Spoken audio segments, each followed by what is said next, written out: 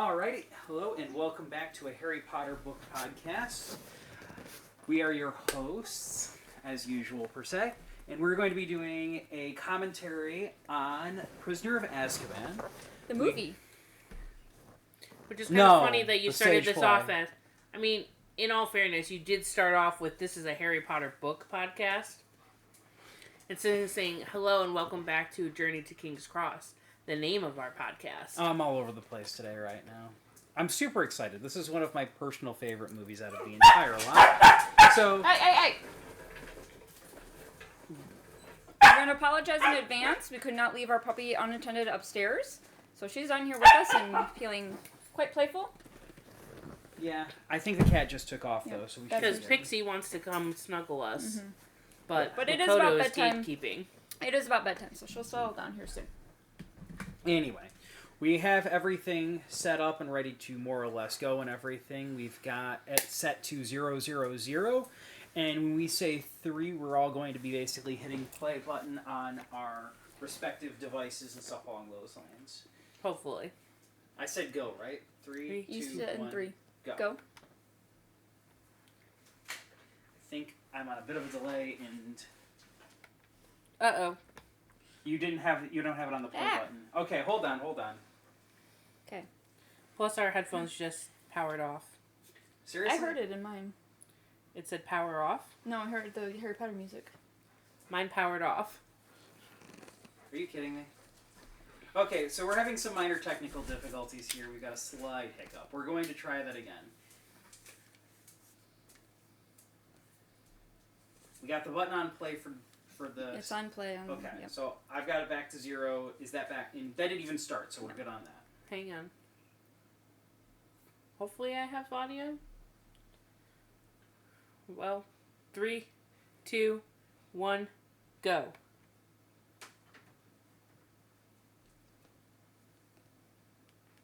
I hear nothing. I hear. If you want to get close to me, I think you might be able to sound off a little bit on mine. Anyway, we have, of course, the Here. ever-classic Yes, Hedwig he's written theme going on and stuff along those Oh, lines. I paused the movie. Crap. We're gonna have to start this over again. Wait, hang on. Are you kidding me? I'm so sorry. Alright, back to 0 one last time. Alright, third time's the charm. Bear with us, everybody. We haven't figured out a good way to do this yet. To be perfectly honest, the problem is we want to watch the movie and listen to it, and we can't exactly do commentary with the movie playing on as well. So, we don't exactly have four setups for headphones for my TVs down here, sadly. But we do. We could. Maybe. If we could get 4 Xbox controllers and 4 sets of headphones, But with the headphone jack? it should work. With a I headphone. don't think I've got enough 360 headphones that controller? plug. I can bring some over from Cameron. We can try that. We'll try this next time, We'll guys. try We'll this trial. next time. If that actually works out, we might actually save our timing problem a little bit. All right, 3, 2, 1, go.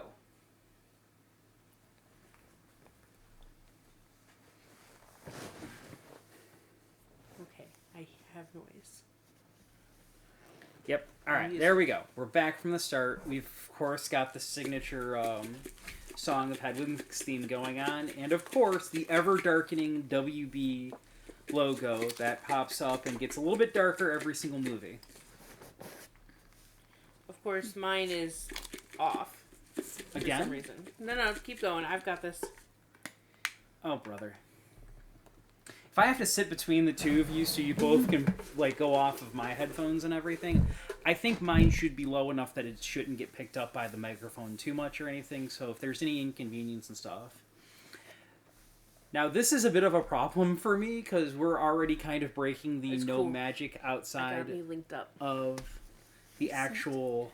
Right, he shouldn't be able to use Lumos Maxima. We should definitely be having a freaking letter. An owl? Yeah, Yeah. from the Ministry of Magic, like we did in the previous movie.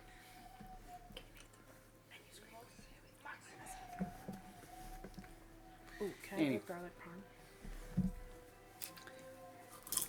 The white cheddar wasn't working very well, apparently. or your seasoning's just weird. They're a little older. Yeah, this breaks so many bloody rules in terms of its internal logic, but I kind of chalk that up to the fact that the director who did this movie was not Christopher Columbus, who did the first two, basically, and Yeah. he never continued on with the series. I don't think Yates takes over until the next one, and he kind of becomes our permanent director. I think this might also be the last one that the music is directed by John Williams as well. You think so? I thought the second one was, but I suppose it's not that end of the world one way or the other.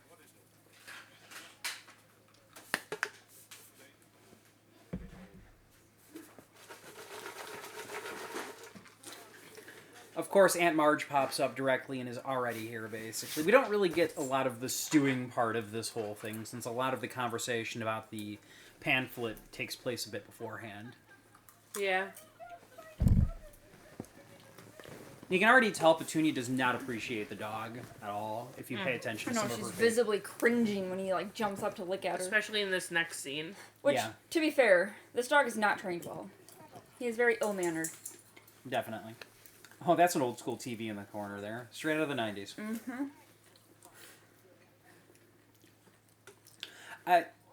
Oh, that's just mean. Oh, for a second there, I thought Harry was, sitting down off to the side in order to... He's got a little... Oh, he's got a little He's chair got a little off to the chair in side. the corner. Is Yeah, that the he's not kitchen even bar? at the table. That's just mean. I never caught that before. Me either. Alright. To be fair, though, they probably I'm wouldn't definitely even on a let him slight eat delay. until everything got put away. Yeah. Yeah, I'm on a slight Harry's like, delay. oh yeah, they beat me all the time. He doesn't sound as nearly as excited as as he is in the book, basically. But I think a lot of this has been drawn out over the course of a long couple of weeks and days and stuff. Whereas in this one, it feels like he just snaps immediately and everything. Yeah, like in the book, it was more like... Nickel and dime. Yeah, the last straw that broke the camel's back, and this one, it was just you were just outright, blatantly rude. Yeah. I only have this put up here because I have the captions on. Mm.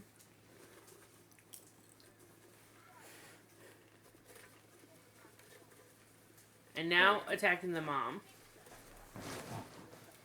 Okay, there we go. Damn it, I'm still behind. Actually, you were ahead.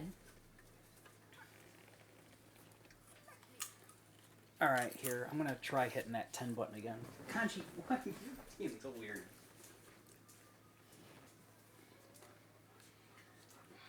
Now I think I'm ahead. You might be like a second or two off. It'll be easier when there's...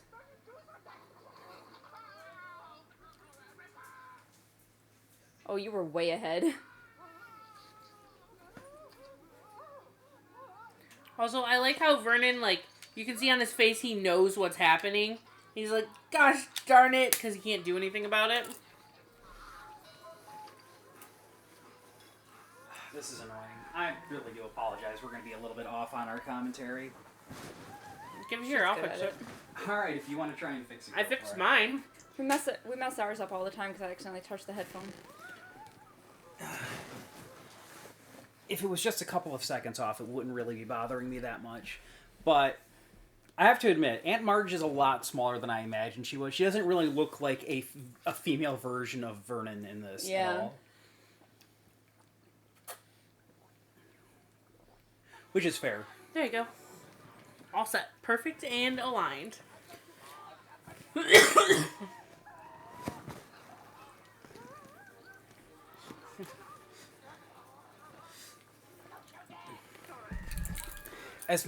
Turn the volume down a little bit. I can hear. Also, If I I love can how hear it really well, I don't know how to work these. this button right there. I have to admit, as Dudley is just so vacant. Like he's got he's like, so much more. At least it wasn't me this time. All Not he even cares that. about is the boob tube. Yeah, he is like they've got two TVs on at the same exact time, basically on the same channel. He is like this is probably the most not here. I don't think he gets a voice line in this entire freaking movie. Yeah. I don't Well, think so. he vaguely spoke earlier, I think, to Aunt Marge. Yeah, But it was more of like a, hi. Yeah. that might have been someone else completely different than the actual actor. I'm going to be perfectly honest with you. That's just kind of sad, since how important Dudley is and stuff over the course of the Yeah. story. His subplot is basically completely written out of these movies, more or less. I like how he's threatening Harry, oh, you have nowhere to go. And? So And? why should I stay here? Homeless or abuse? Homeless. And you can still see Marge flying Yeah. off in the distance. You Oh, I've can never hear- noticed that. Yeah, and you can hear it too. It's very funny. Honestly, I'm a lot more surprised that an owl wasn't a lot more forthcoming about showing up. He had enough time to go up to his room, grab his shit, and get the fuck out before, but beforehand, that note came almost immediately after the whole thing Yeah. with Dobby. Like it was pre-written. Also, one thing I do like about this is there's no way the moon would be that bright, but they do it so we can still have lighting. I miss I don't care because I'm tired of dark movies. Yeah. I I hate being like, what is going on? I can't see. Oh, definitely. Even if it's not Marvel movies, dark as in the content. DC movies, dark as in I can't see shit. Yeah. There was quite a few movies, especially in Batman v Superman, where I was like, I can't see anything going on at the moment. You listen to a Scooby-Doo commentary or review or whatever. Didn't they make a comment about the fact that, oh, yeah, technically it should be all dark, but, like, a lot of times they have some sort of lights on in these, like, abandoned houses or whatever? Yeah, you should not be able to, like, a lot of the places Scooby-Doo goes, they should not be capable of seeing. Yeah, But they because do like it the for- power would be out. But they do it for the audience. Yeah, Because honestly, it's like I don't care if that having lights on is unrealistic. I want to see what I'm watching. Right. exactly. Otherwise, I might as well go watch Blair Witch Project. Yeah, if I don't want to see, I'll just get a shaky cam. We get our pimply Stan. You're not very pimply. He never shows up again after this movie. In the movies, no. But in the In books, a he's couple Yeah, times. he pops up in the... he pops up in the fourth one. We actually get a visual cameo, and he's mentioned in the fifth one. Or the sixth Seven. one. I was gonna Six. say, wasn't it the last book? One of the One of last? the two. Half-Blood Prince, because Scrimgeour's giving him... Mm-hmm. He's giving Scrimgeour shit about him being locked up. I do like the costume director on this, because they, like, yes, his makeup is not enough to make it seem like he's got that pimply face that we envision when we read the books, but the clothes do give that effect of unkempt, probably oily skin, Young. Yeah. young, yeah. I just can't imagine that he was probably older than me when I first read these books.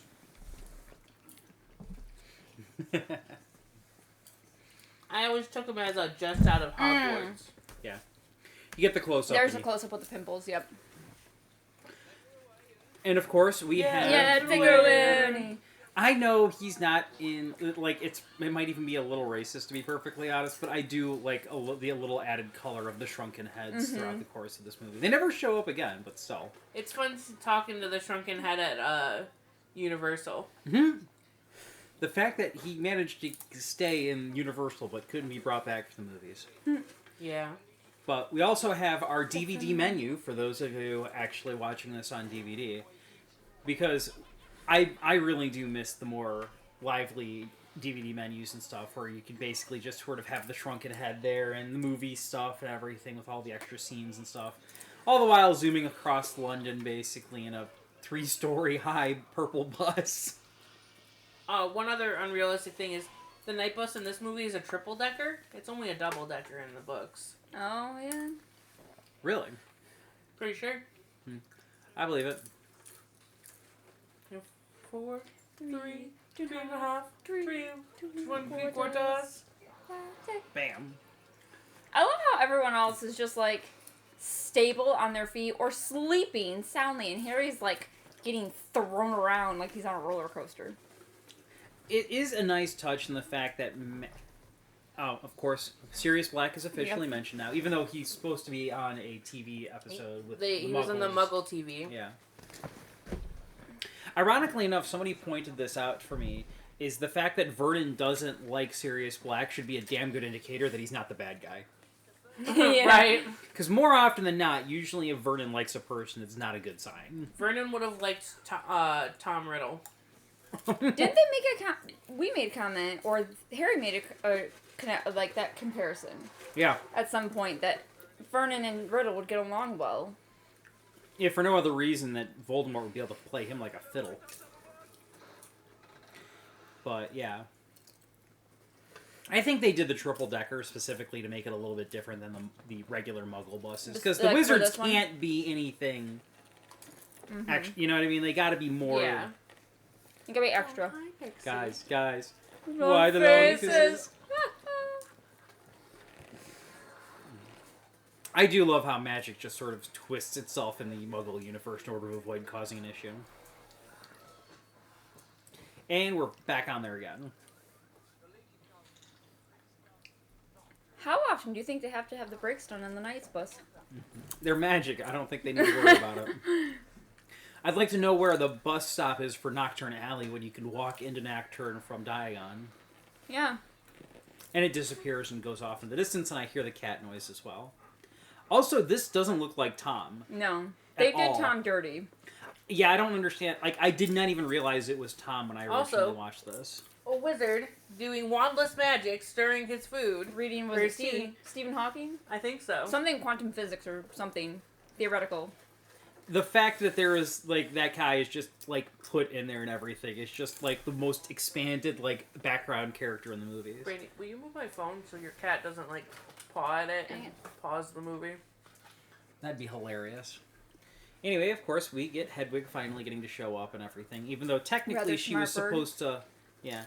She was supposed to be off with Ron for a while, and Tom is just being super rough with Harry for some reason. I don't even know why he's here. They intentionally went off to the side. Is that no harm? Also, it's weird that they make it look like this is Fudge's office. Yeah, it's really weird, because he originally just met him up and just, you know, told him that he'd get him a room in the Leaky Cauldron for the remainder of the summer. Oh, come now, Harry, we don't. Yeah. What's up? Blowing up ants. Checking on Marco. And of course, Tom starts laughing, and it's just sort of like, we don't. The line itself is fine. We didn't need the canned laughter in the background like an old '50s TV show or something. Right. A live studio audience. To be fair, in the movie, Harry doesn't know about Sirius Black breaking out of Azkaban until just now, a couple of seconds ago. You know? Yeah, he didn't realize that the escaped convict was a wizard. Yeah. In the books, yeah, but like he's gotten the Monster Book of Monsters, which was originally a gift from Hagrid specifically. Right. By the way, I do love the like little detail of Hedwig being on Harry's arm. I would like to play Harry Potter as a kid for no other reason Then than to have the it- owl on your yes, arm. Yes.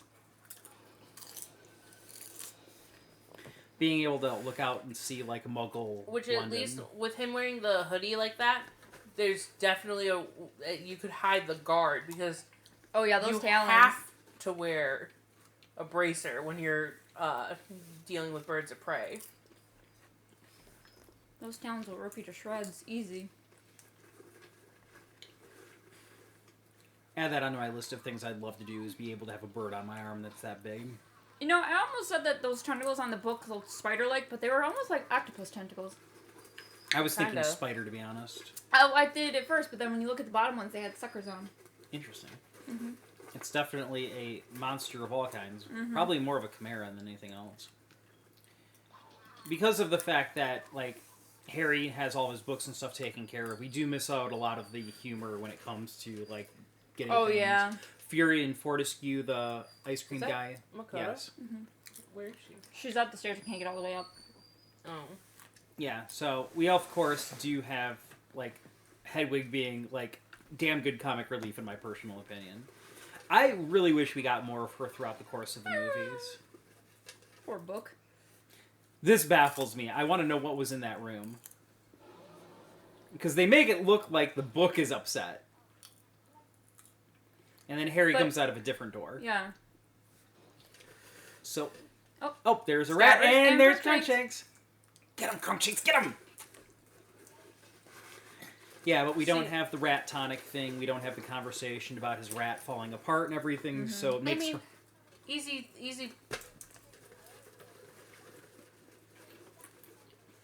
To be fair, they did Ron dirty throughout the course of the movies.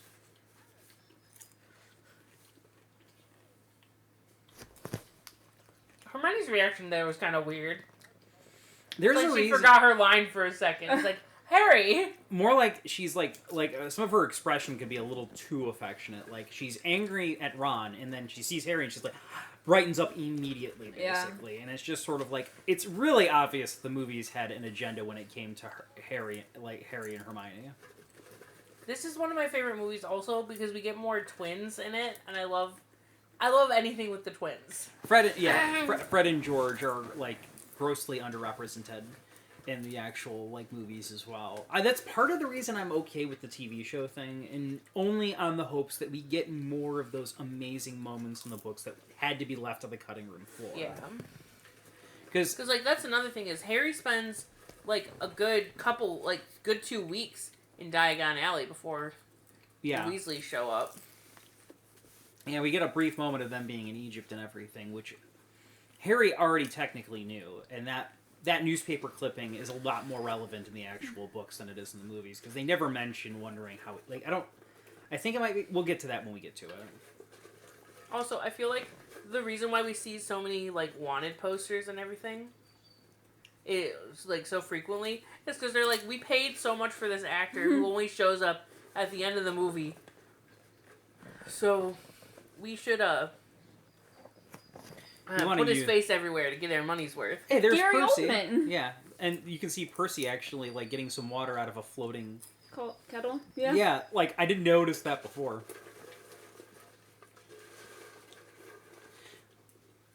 This conversation works a lot different in the book, where Harry overhears this. So that way... I gotta admit, though, Mr. Weasley is such a bro for actually telling Harry everything he needs to know in this. Especially considering he could get in some serious trouble, because Fudge specifically forbid him from actually... Imagine if Scabbers got left behind the whole time. I think Molly would be in for a shock, though, when, like... Sirius Black shows up. He wouldn't know. No, I don't think Sirius would show up at the Weasley house. No, he'd still be going after Ron, thinking it's with Ron. Unless Crookshanks is like, I've searched the whole castle, he's not here, bro. I think that would... Or Crookshanks would tell him he didn't make it on the boat. Or that. Yeah. Peter would be like... All of a sudden, he turns around and there's Sirius in the burrow and everything. Molly freaks the fuck out, and that's a whole different conversation. Could you imagine?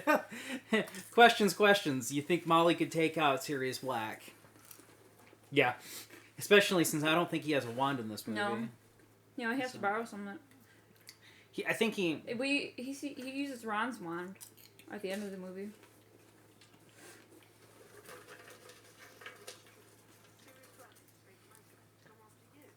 Also, it's kind of funny that we're watching this movie during a thunderstorm. Oh, yeah.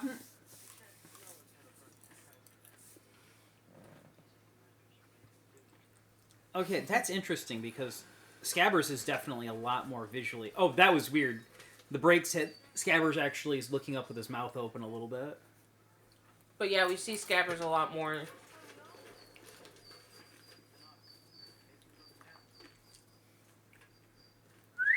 Makoto. Also, it's really cool. So, when we went to Orlando, and you ride the Hogwarts Express, one, it's got two different videos that play going forwards or backwards. But when you're headed to Hogwarts from Diagon Alley, there's a Dementor in the hallway. And Harry performs a full Expecto Patronum, and you see the stag run by. Honestly, that's really cool, because while you're in the room and everything, they actually have the shadows and the voice actors and stuff. You don't actually get to see them, but it's enough to actually add to the effect. But it was really sad, though, because when you leave Hogwarts, or when you show up at Hogwarts, Hagrid's there waving, and it's Hagrid, and it's like, ow, because he died. I gotta ask, why the hell did Ron leave his hand on the window for as long as he did? Like, Because he's... It's awkward the way he's holding it across his chest, looking over his shoulder, and the window's freezing, like literally frosting over. I full stop love the design of the Dementors. I don't know if they should actually be capable of flying like they do over the course of the movie, but the design is amazing. Also, we're missing a couple of people in this cart right now. Yeah, Ginny and Neville were there too. Mm-hmm. Yeah, which is the primary reason that the whole fainting fiasco pops up, is because Neville can't keep his mouth shut. Yeah. Oh, by the way, I put some garlic in mine. The garlic powder one. Oh, the new one? Yeah. I wasn't sure if you'd seen it or used it or not. This Not is yet, kind I'm of waiting. concerning, though. Is this just the happiness? Have we not gotten to the soul yet? Thank you for waking up, Lupin. We could have used you like 5 minutes ago. Yeah, it is a little weird. Like, I understand why they focused on Harry, but I think it would have been visually more cool, like, if they had, it was sucking the happiness from everybody. Instead of just Harry. Yeah. To be fair, it makes a lot more... In the movie, it makes a lot more sense that he falls, because he's literally being fed off of. Yeah.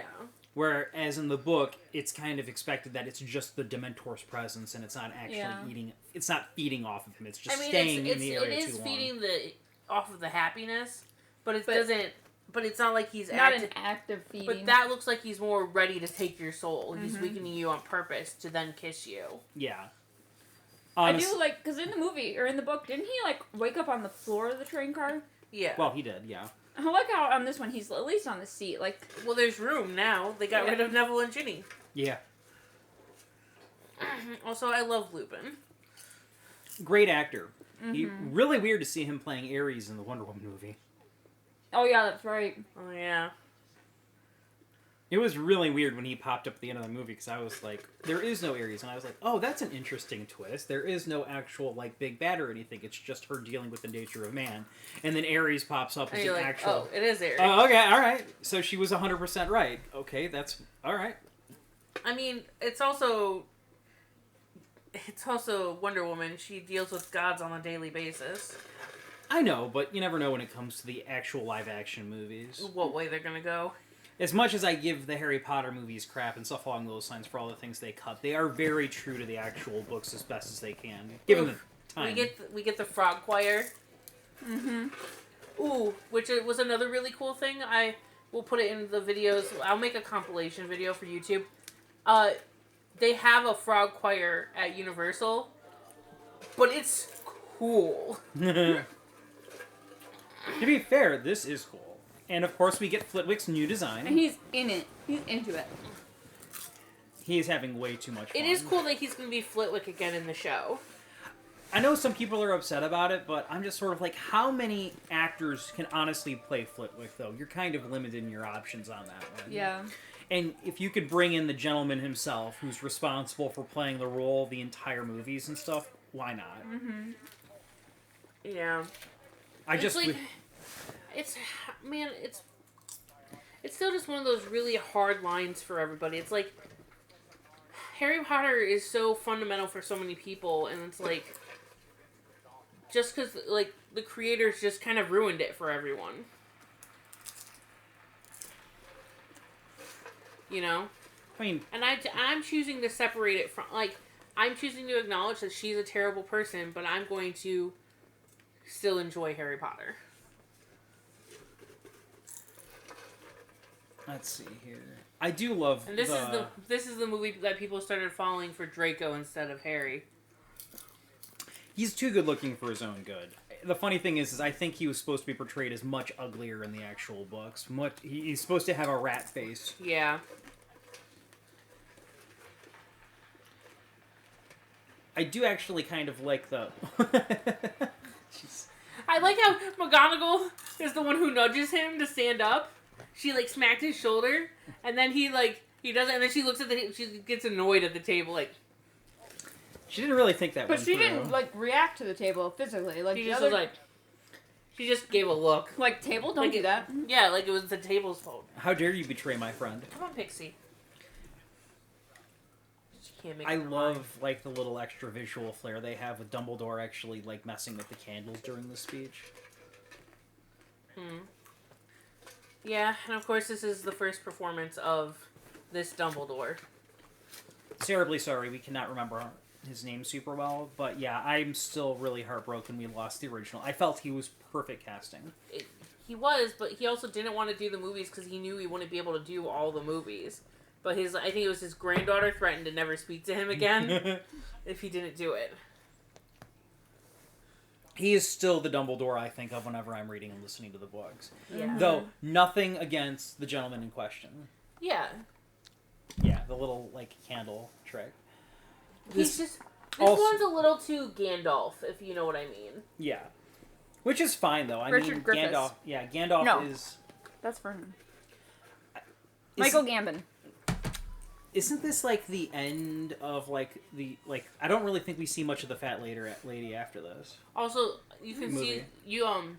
In the background, you could see Sir Cadogan. Wait, seriously? Right there. There. See? Oh, holy crap! Yeah. I heard him go, ha! Oh, amazing. Just with my voice. I love her. I think the MythBusters actually proved that it is possible. You just need to get the right glass and the right pitch. Yeah, it is But possible. it's a lower pitch than Yeah. what they're portraying. Yeah, which is probably why it's failing miserably. Because you notice that she doesn't succeed at it. Mm-hmm. I feel like But the ghost she's also shouldn't be just allowed like in the... screaming. Yeah. I feel like the ghost shouldn't be allowed in the The common dormitories. rooms. Or in the dormitories, or in their private house or whatever. Yeah. But also, like, you're a ghost. Let's have a little bit of respect for the living instead of just like, I'm gonna float right through them where they're walking because I know it's even though I know it's uncomfortable for them. It is nice to see Harry getting along with the rest of his housemates, though, especially considering we don't really see much of Dean and Seamus in the movies. They're like they also are like background It's characters nice to at get- best.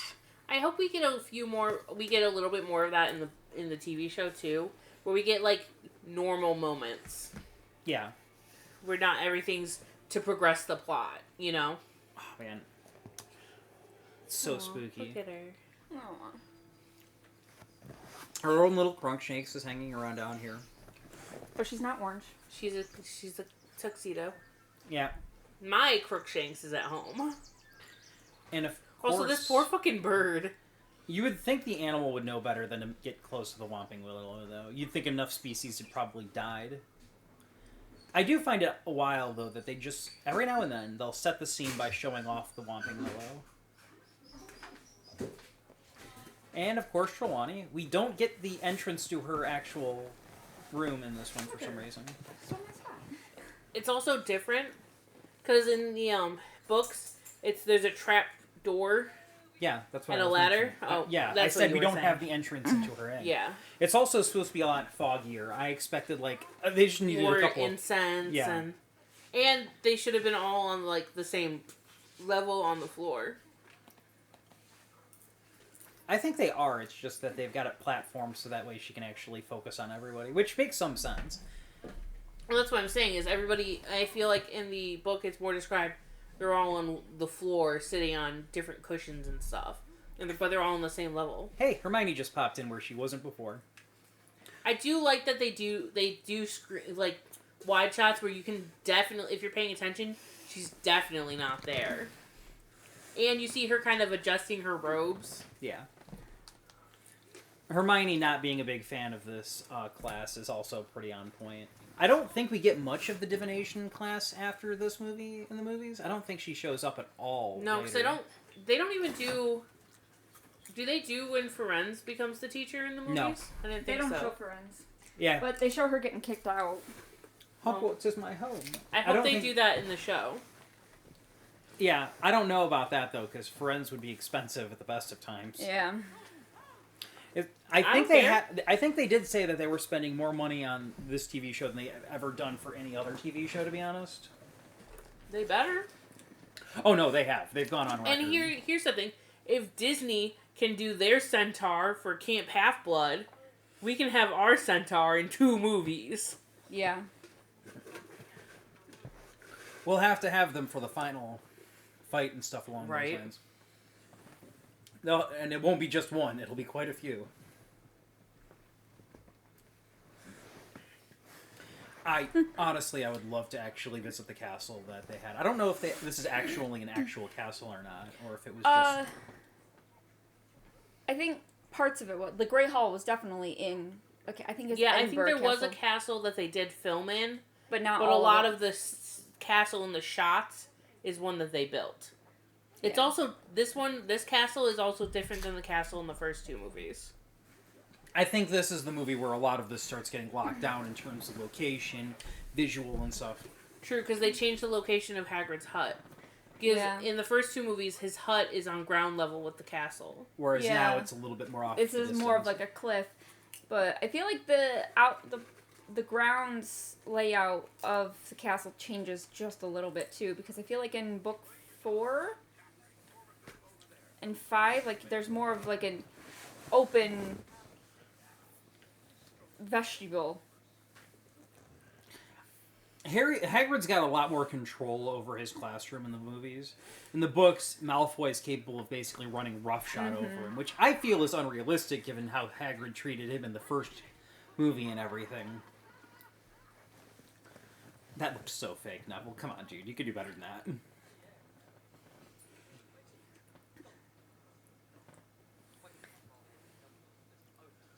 Time to take a shot. Mhm. Draco mentioned his dad. I think Shut Up Malfoy should also be a shot. I don't know. Do we want to get drunk before we get to the end Well, of this she's movie? got to drive.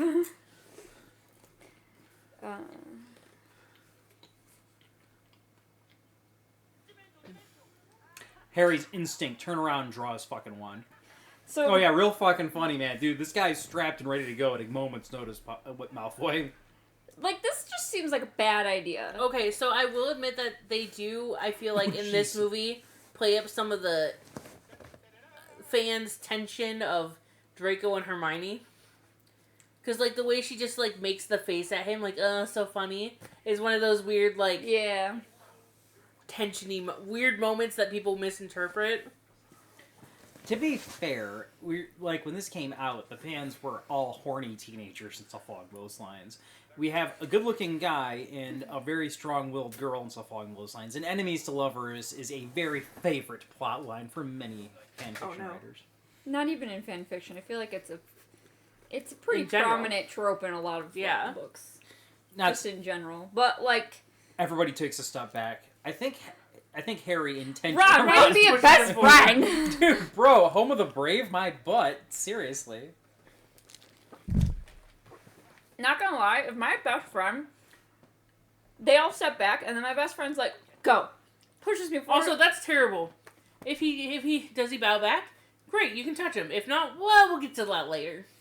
To be fair, What happens Hagrid's right there. I'd like to think that, like, this makes less sense where he loses control because of Malfoy. Right, because in the books there are several hippogriffs. Yeah. He's got like half a dozen basically. So it makes more sense that he loses control of Buckbeak. But like this one, like a single one, yeah. He should have been able to intervene very quickly. Yeah, especially since he usually has himself pretty closely in between the teachers or like the students and stuff. Mm-hmm. And like, okay, so any time you're working with a horse in real life, you have it on a lead. You have it on a halter and a He did lead in the rope. books. Right, but the only time Buckbeak's on any sort of lead in the movie is at the end when he is Tied up. tied up, imprisoned, and then rescued.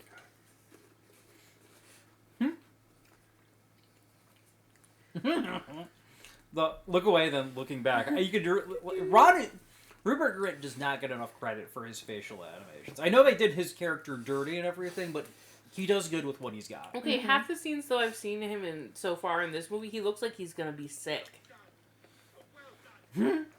Yeah, He makes a lot of like I'm gonna be sick faces. like the hard swallow. What? Yeah. Even Buckbeak was like, whoa, what? That was fast. How do you know the Oh Santa's god. gonna come The back? CGI just looked a little rough there for a second. Yeah. It looks better than the first movie, though. That's fair. As time went on, it wouldn't surprise me if they put more and more money and advancements in CGI have definitely improved since, like, the first movie, that's for Yeah.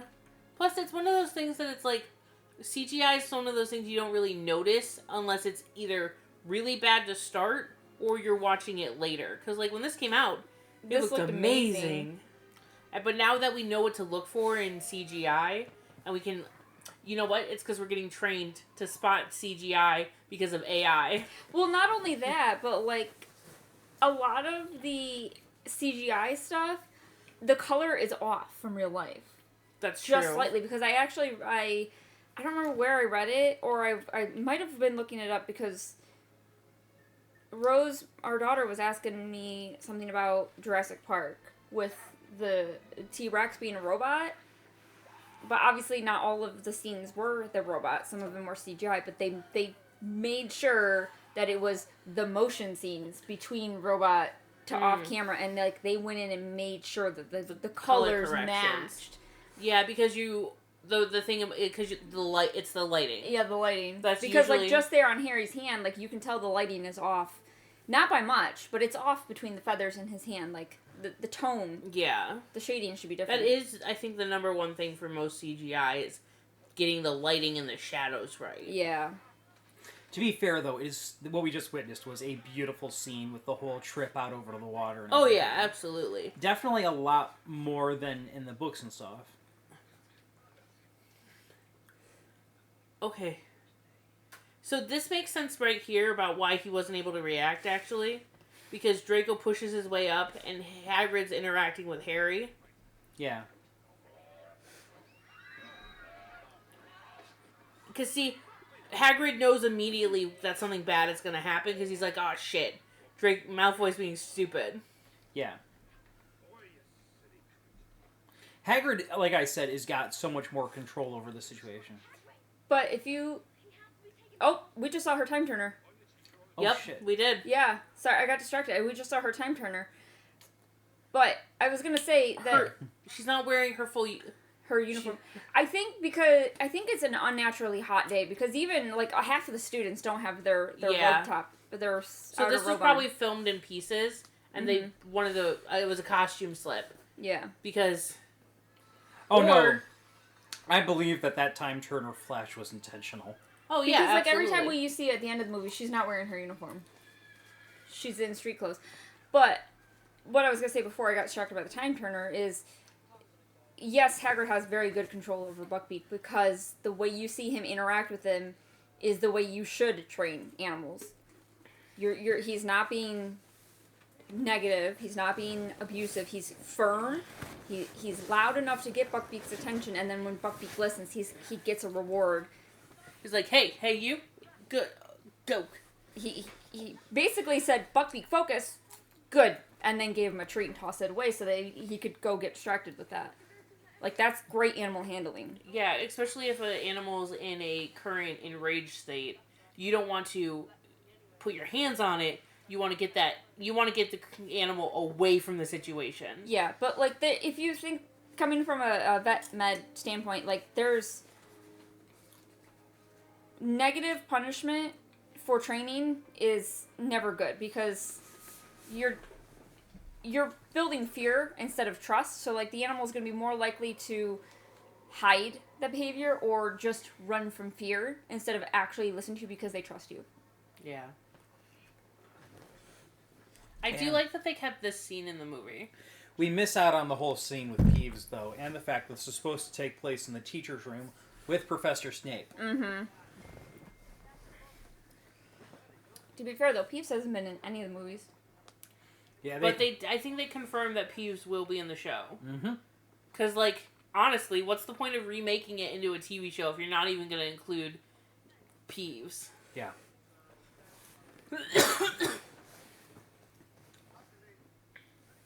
Look at Hermione go with that little librarian bun. I like the little style changes and stuff. It makes them feel more human, because we don't all wear the exact same thing or keep our hair in the exact same style day to day. Speak for yourself. 98% of the time I am in the same thing. You have a uniform at work. You're usually Oh, in I was stripes. talking about at home with my hair. It's The almost always Slytherins in a weren't bun. in this But- class. No, it was the Hufflepuffs, wasn't it? I think it was just Gryffindors. Because not all of the classes are with other Hufflepuff was herbology. Yeah. Slytherin was potions.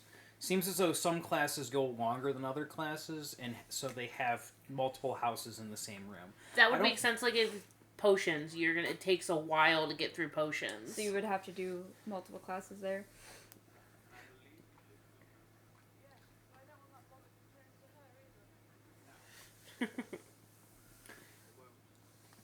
Considering what happens in like the Fantastic Beasts movie, where Dumbledore is basically doing the exact same lesson, some people actually have commented that maybe Dumbledore was actually giving Lupin some tips and stuff when it came to how to teach the actual class. That makes sense. Also, I like that he's not really wearing robes as much as he's wearing kind of a suit. Like, he's got a robe on, but it's more of like a jacket. I feel like that's how they describe most of their robes. Yes, there was the older full-on dress robes that we see like Dumbledore wear, or like the cloaky, billowy ones. Also, that just Alan Snape- Rickman having to come out of a closet like that. just amazing. The fact that Alan they- Rickman. And he has to put a dress on. Oh god, he probably had a good. He laugh probably about had that. fun with it. Oh, no doubt. Snape would absolutely hate this, but Alan Rickman wouldn't give a shit. Yeah, I think they do end up putting a lot of like the Slytherins in with the Gryffindors, specifically because of the fact they only wanted They have to get their snipes in somehow. But yeah, I just looked it up. Defense Against the Dark Arts and Transfiguration were Gryffindor only classes. Like, that was your own house. He looked a little too comfortable in that pose before he I transformed know. into a spider. They had him in heels too. I caught that, right? Yeah, he was. Oh man, he could work them hips. Mitchell, he's like 3 times your age. So in the book, he gets rid of... This is funnier than in the book when he gets rid of its legs and it's rolling around. Yeah, that's at least kind of funny. At least, yeah, rolling around without the legs. I'm like, that's just pathetic. But that's like, you can't stand up. That's great.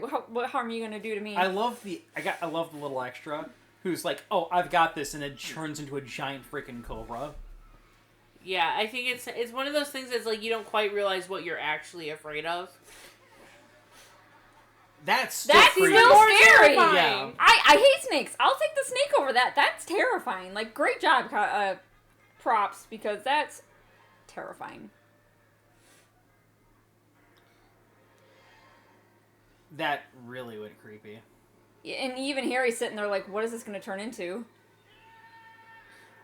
Lupin Why does he have to yell like that? So weird. Lupin put a stop to this much better in the books. Also, And it's so obvious Very it's obviously the moon. a moon.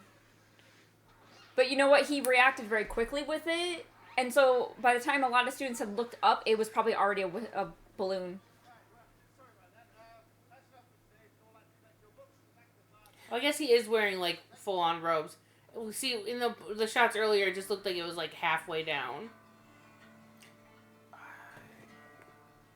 Oh, right, that's my timer. I'd completely forgotten about that. Did it ruin your movie?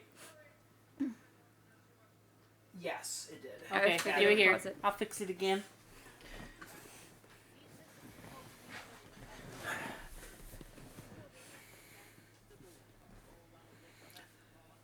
I love the extra stuff. I like having Maggie Smith in this. She was an amazing Okay. one. I think she was a little old for the role. But Honestly, brilliant. I couldn't really see these movies without her. I couldn't No. imagine who they could put in. And I know that we've got replacements for the TV show and everything. It's not going to be the same. I'm going to be honest with you. As a friend, if I was friends with Harry in this situation, I'd probably hang back. Oh, dang Yeah. it. At least during this initial one. Be like, hey, dude, let's go do something fun inside of Hogwarts. Let's go play Gobstones or something. Gobstones, Wizard's Chess or something. Anything. Like, because I could not imagine being out here. We also get a weird transition, because as much as I like Lupin, this introduction with him is so much better in the book and everything, when Harry just stumbles across him in his office while he's wandering around. We just Yeah. cut to them talking to each other, and it's like, why would Harry be talking to Lupin of all the teachers and Yeah, stuff? they don't have that, like... This feels like something that What's would the happen word? with Hagrid. Like, he'd go and talk Yeah. to Hagrid while everybody else is there. They don't have that rapport They- yet. This one, they do. He asked him why he couldn't fight the Dementor. Yeah, but that happened much more comfortably in the book. Yeah. This is a very solid, like, jump, so to speak, and everything. I Not to don't- mention we don't get the potion or the whole, like, antagonism between Yeah. Snape and True. Lupin.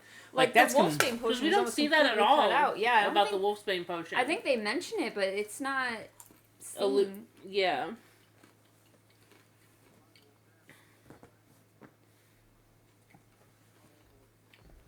This definitely implies the fact that he had a friendship more with Lily than he actually did with James. Yeah. He should be talking about James. James was there for me when nobody else was. Right. Which would make a lot more sense based off of how it works in the book. But of course, we've got to deify Lily for some damn reason. Her protection's like the most important aspect of the entire series. But God forbid we have James actually get his roses. To be fair, he probably was really good friends with Lily because both of them were more. I think both of them were prefects, weren't they? Yeah, they were. So, like, and they were more willing to follow the rules and were more academic. Yeah. Yeah, I mean, it does make sense because I could see that too because you have James and Sirius who are both They're the, technically they- purebloods, right? Yeah, and they're his ride or die friends, but it made more. Watch, they became friends with him too because they're like James is like, you're friends with Lily, let's be friends. Probably. But then if you think about like What has Lil- Harry got in his hand? I don't know. Oh, hey, Percy got a line. Take a shot.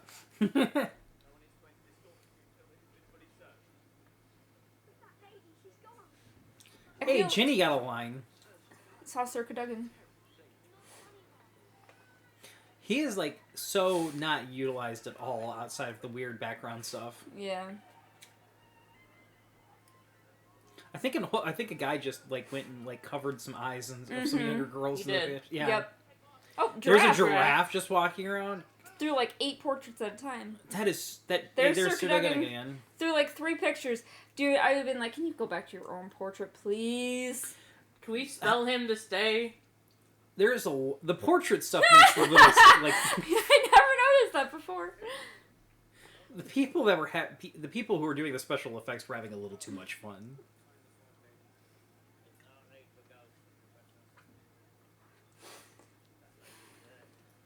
I love how she didn't go far.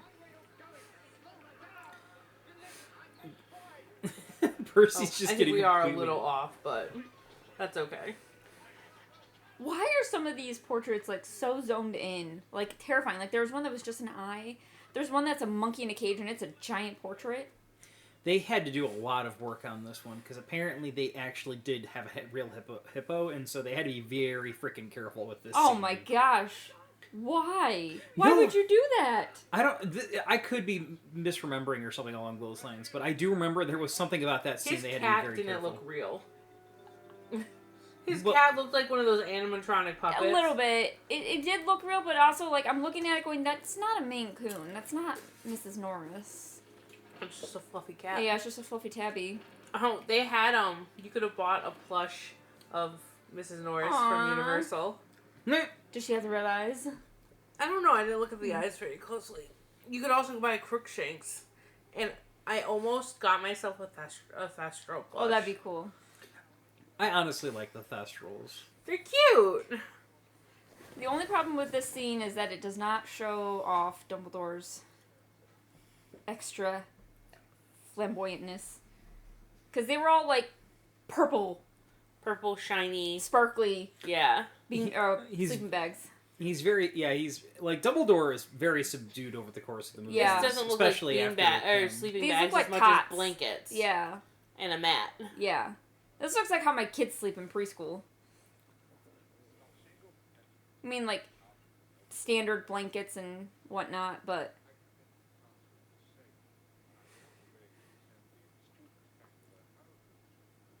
But, like, even if it is a sleeping bag or a mat, like, I feel like having some sort of notion comment about a spell to make the stone floor the less stone floor would be nice, because they're gonna all wake up with a crick in their neck.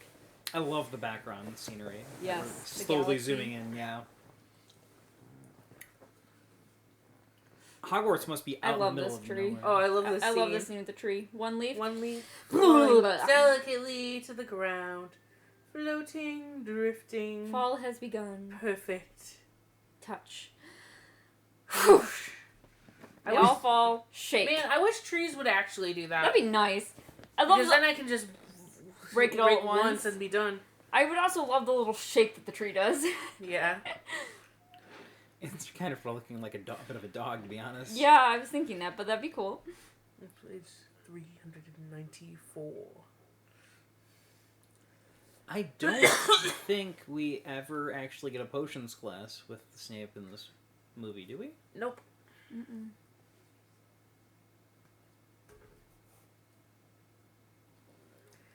I mean, it kind of is. It's your teacher. We Look, nobody's ever going to be able to replace Alan Rickman as No. Snape. To be fair, though, they sanded him down a lot in these. She wasn't there before. Hmm? That's why she wasn't there. Harry, look at Ron's facial Ron's like, expression. huh? What? And Harry's like, wait, what? No, this is weird. Harry's like, she was not right next to me when I talked to Snape. He wasn't even looking to know that no one... They're a lot more respectful of him in the movies as well. In It's the books, because they he give him- knows that nobody's gonna know the answer except for Hermione, and like, why bother? He doesn't want her to answer.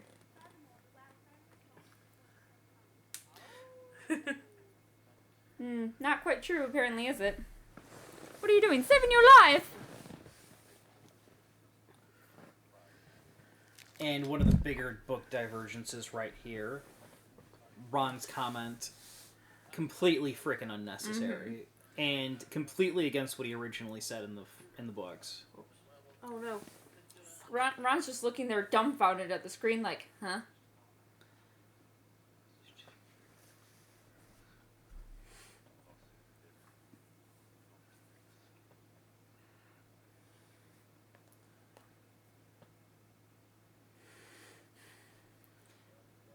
Still kind of a dick. Not nearly as much of one as he is in the books. I've seen so many edits, though, of Harry with this fucking note from Draco, and it's like a love note. I've never seen any of those edits. I guess I don't go to the same parts of the internet as you do. Apparently. And I think we also are missing the dog showing up in the top of the stands, because I think they were originally pretty empty due to the weather up at the upper areas. Yeah, because instead they do the Grim in the Clouds, but in the book he sees Sirius in the stand, Yep. and that freaks But him like, out. look at that lightning bolt that just went through. Like, I feel like they should have canceled this. Yeah. You're like, we'll postpone it to later today or tomorrow. Yeah, the whole thing with the lightning is wild. Like, Yeah. heavy rain, I can understand. Lightning, while we're in the air. And one of the balls is metal. I think Cedric gets electrocuted as well, I think technically. he gets right here. Yeah. Grabbing, yeah. 'cause- And, yep. I don't It think hits that's actually the guy who plays Cedric in the next movie. No. No, Because it's he not. does not look like No. he does not look like him at all. Well, we could look it up later to check the casting, but There's I the think- Grim in the Clouds. Yeah, because that makes sense. No, what startled him is the fact that there was actually a dog running around. Yeah. why is there a dog in the stands? Why is there a dog at Magnolia Crescent? Why is there a dog everywhere I go? This makes no sense. Oh, yeah. Everything's icing over and everything again. Jesus. But that's because of the Dementors. Yeah. I don't think that was originally from the, That was also not... I think the that was icing... a movie effect, not Yeah. a...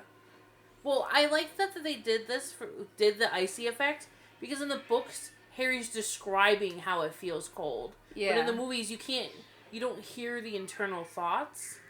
I think they were originally on the bottom of the actual Quidditch match, and he was falling down towards Yeah. them. They were not up in the air like this. Yeah, they were, like, heading towards the stands. Harry is putting one hell of a freaking fight against these things, even without being able to protect himself from it. Oh, resto momento. Why couldn't they use that move on That's Pettigrew? so high. To be fair, Cedric just got electrocuted and started dropping as well. More wandless magic. It's Dumbledore. What do you expect? I love the slow fade in where like the darkness slowly collapses Yeah. Harry as a visual thing, and then Even it though slowly we weren't expands. in his, even though we weren't in his vision. Look at Hermione's perfectly coiffed hair. To be fair, No fucking way. Yeah, not after being out. In Don't. To be fair, me. She has curls, and she was just out in the rain. Her hair should be a frizzy, tangled mess. to be Agreed. fair, it should be a a frizzy tangled mess because it's Hermione. But of course, Emma Watson's not allowed to look bad in these movies. I still think that it doesn't make sense that they wouldn't rematch this one. Yeah. Cedric wanted to, but Wood refused, saying it was a fair match. It wasn't. That's Wood for you. Well, so this nice pile of kindling.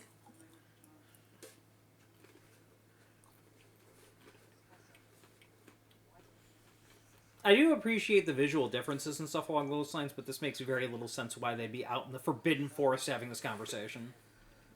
Yeah, because this isn't the Forbidden Forest. This is just part of the forest. This is just some trees. Well, in book 4, don't they go into the tree line a little bit? Yeah, But they're not officially in the Forbidden Forest at that point? it's complicated. It's a gray line.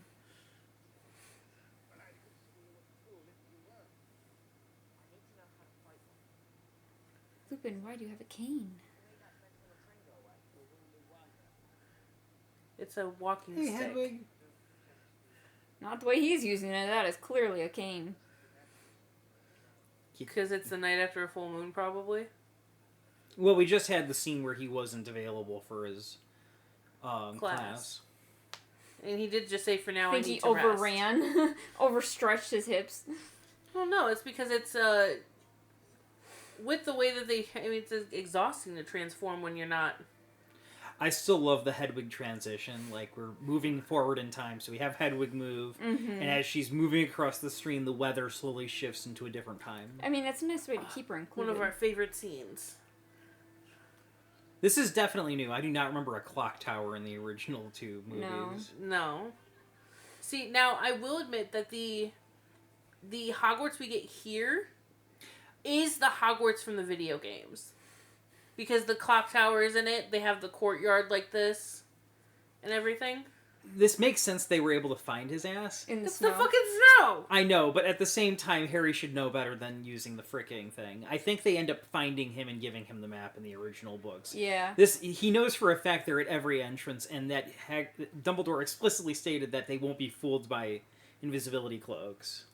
That's in the books, yeah.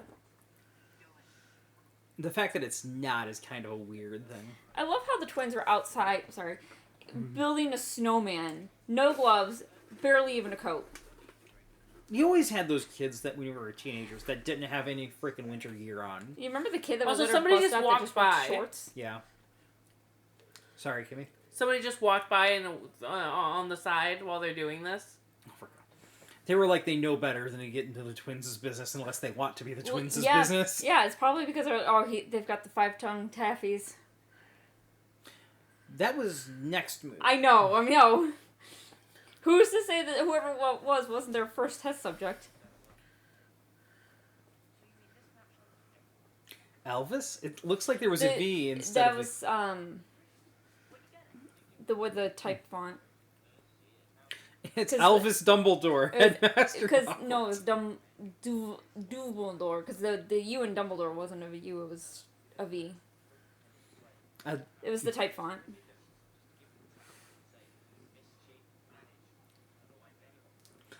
The amount of effort they had to go through in order to figure this out is still probably a lot more wild. I still think that the Marauders ended up giving them hints. It would make sense. I do love the design of the actual map in the movies, though. It being just a spare blank of parchment is kind of boring. It being a massive unfolding map, basically, makes it so much more interesting. However, making it an unfolding map is more suspicious. I know. I don't. I get what you're saying though. It Haven't makes you- sense. Haven't you ever heard of an artistic license? Chocolate frogs. There's I didn't end up buying the myself. ice mice that make your teeth shitter. Make you squeak like a mouse. Don't forget Yeah. that. Cotton candy in the shape of a heart. See, I love in the Neville's wine. Poor Neville. Why is like that is clearly CGI, but it's such a Yeah. dick move on Harry's part. Also, this makes a lot less sense if he starts eating it while he's still invisible, because he'd have to expose his mouth or hide the damn candy. Well, He's somebody not gonna was- be able to eat it through his Cloak, yeah. cloak. But I love the book version where he sneaks up on them. They're like, "Do you think Harry would like an acid pop?" Definitely, not. Ah! Harry! Hermione's upset and Ron is excited. And of course, we have another fusion thing where technically this is the part He where looks- Ron should be by himself. Mm-hmm. Hermione's in the doghouse, and Harry and Ron are not talking to her about multiple things. Also, why does it look like he's wearing a baseball cap lined with fur? Probably because he is. It does actually. That's weird. Yeah. Harry's supposed to get caught during this whole expedition. The whole conversation with the Minister of Magic is supposed to happen inside of the Three Broomsticks in the public eye. Also, we should totally be able to see footprints in the snow. Yeah. They conveniently forgot that when it's Harry. Also, that's not Crabbe and Goyle. Well, one of them is, but I know we saw both of them earlier. Why are we only seeing one now? I mean, he just might have lost a lot of weight. No, we saw him earlier in the movie. Oh, did we? Yeah. We saw both of them earlier in the movie. We only see Goyle for some reason in this scene. Ron's freaking out, and Hermione figures it out, and Hermione's perfectly cool with him breaking the rules. Clearly not the same Hermione from the actual books. Right.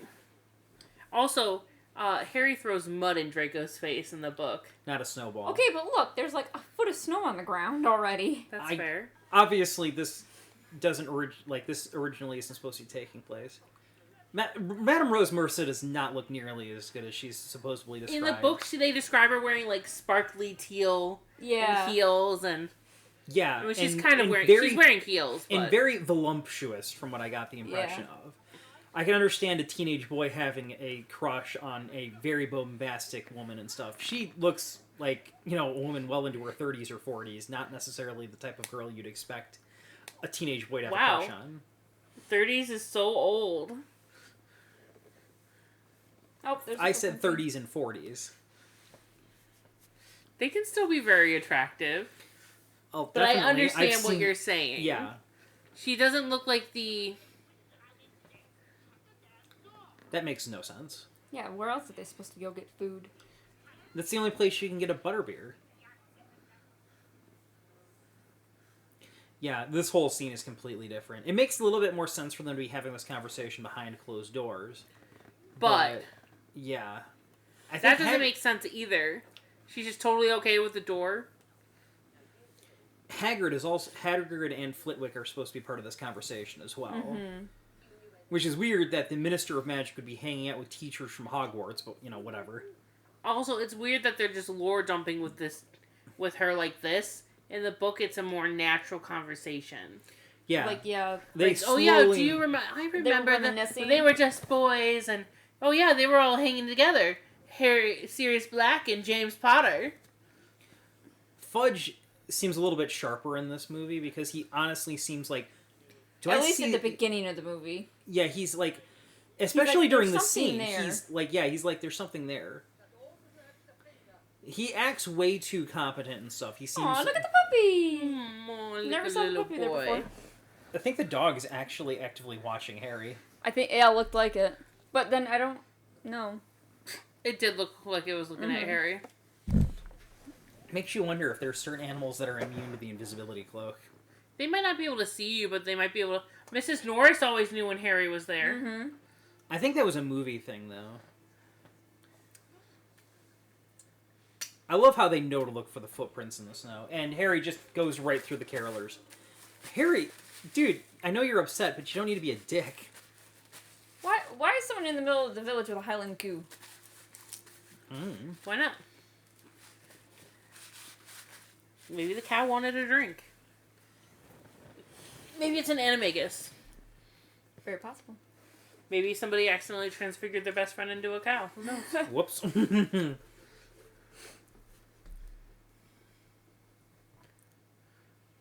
Again, extra one-on-one scenes with Hermione and Harry and everything. I swear the screenwriter had a thing for these two. Probably. Probably a love triangle. Because, To be like, fair, this was before the 7th book came out. To be fair, they were very much implying that Harry had very little love for Hermione when it came to like one-on-one interactions. He was a very willing and happy third wheel, basically, between the two Yeah. of them. I have to admit that this is a weird direction to take this scene. Like he's. this is just a... Yeah, we also completely cut out Malfoy's conversation in the potions class because he mentions the fact that he knows, like, if it was me, I'd want revenge. But yeah, and then in the book, Harry's just like, eh. It's not worth it after all this time.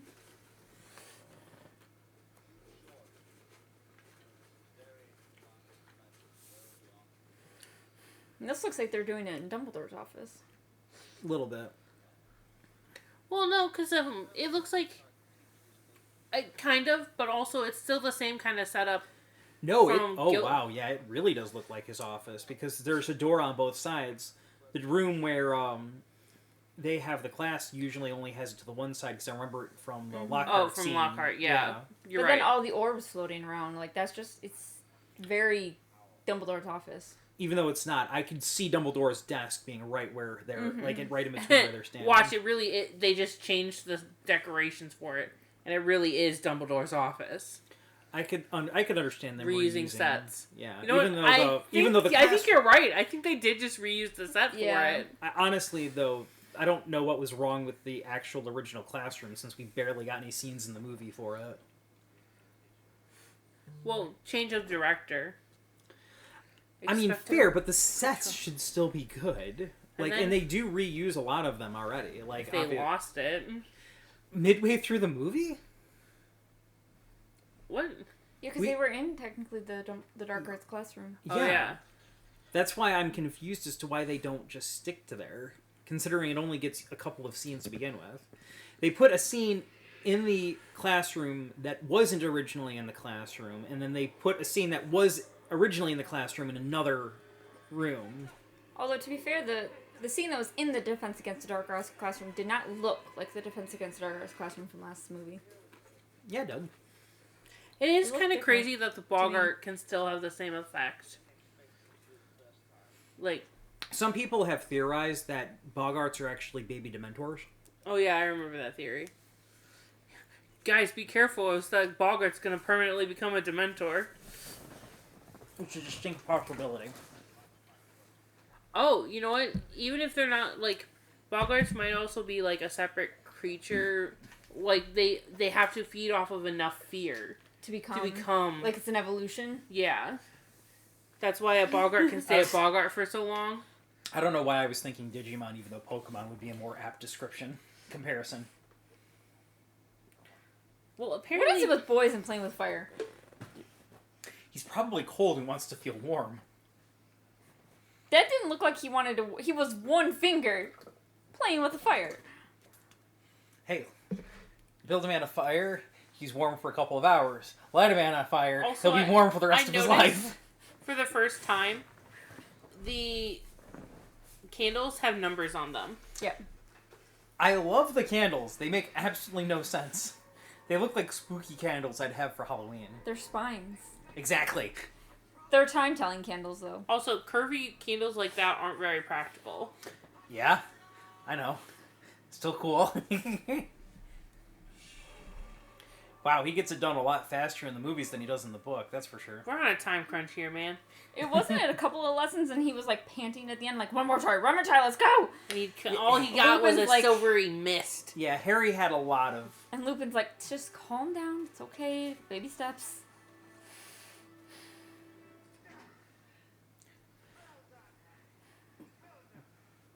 I think we get a mention of James, and usually Harry would ask about Sirius Black as well and stuff and mention that they were friends.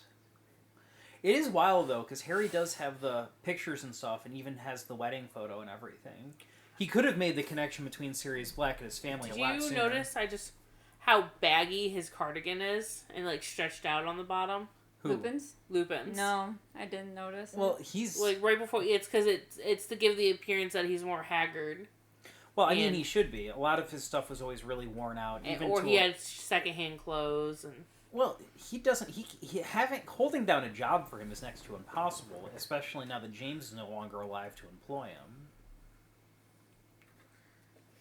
Yeah, I feel like This is definitely Hagrid's office. I mean, Dumbledore's office. I feel like if I was in James's position, knowing that, hey, look, her sweater has hippogriffs on it, or Griffins. or griffins, one of the two. It looks cool though. I feel like if I was in James's position, when Voldemort's coming around and you know you're potentially being hunted and you go into hiding, I feel like I would put a will in, like, okay, if I die, so much of my funds is automatically put aside for Lupin. Like, if you know that you're kind of employing him to keep him afloat and not homeless, like, I feel like I would have, especially with how rich James is, it would have been like, here's in my will. Oh yeah, this whole subplot's completely nixed, more or less, because the trio is supposed to be helping with his stuff. See, they also make Hagrid more in control of his emotions. Yeah, Because he in the was book, he's just bawling and drunk the entire book. well, He's not the entire book. Yeah, but Most he's, of the book. But he's depressed throughout the book. Oh, there whereas it this is. one, he's more like angry, And now he's upset. but it's still like anger. I don't really Feeding into mind it. them making him a little bit more mature, especially in this one, because I always did feel a little cringy that the fact that sometimes the kids had to take care of the adult when it came to Yeah. Dumbledore. At least, yeah, You in mean this Hagrid? or I mean Hagrid. Hagrid, In yeah. this, with the way Hagrid is, and it kind of gives any young kids watching this like, okay, I don't need to lash out and just punch everything and yell at everyone that's making me mad. Tell those spiders, Ron. I love how Harry's just like, this is normal. Argus Filch. Lost Wands. There's a room for Lost Wands. That would have been useful in book 2 for poor Ron. Wait a minute. This creates a accidental, like, plot hole. Also, so when Ron and Hermione were just fighting a minute ago, they were fighting that Scabbers was murdered. Yeah. Which is weird, because Sirius hasn't attacked Ron yet. Yeah. Which they do in the movie, right? I don't think they do, No, I actually. don't think so. Oh, they skip over that? Yeah, they completely skip over that. They skip over the Quidditch subplot as well. That happened, I think, the time they beat Ravenclaw.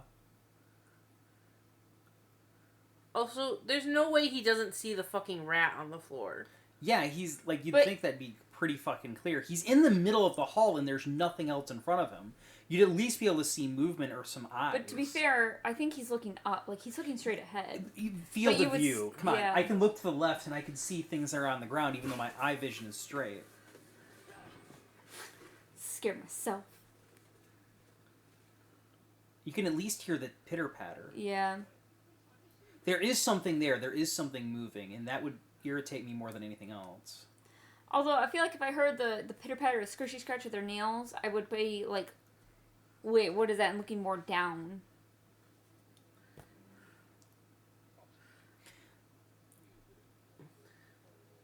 This technically should get him points deducted, to be perfectly honest. He's up after hours. You can see the map in his pocket.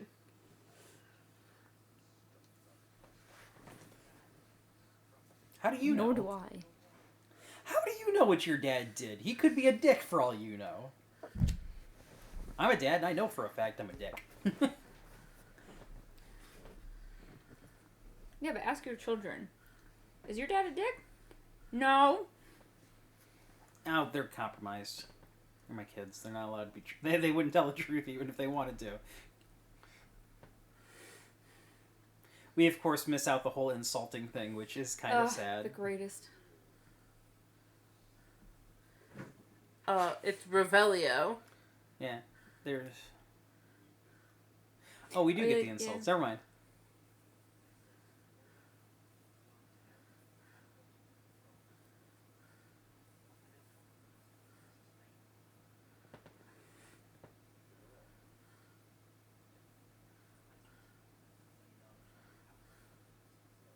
Oh man, he had way too much fun with that comment.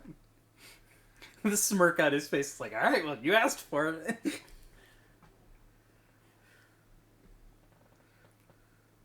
Ooh, hinting.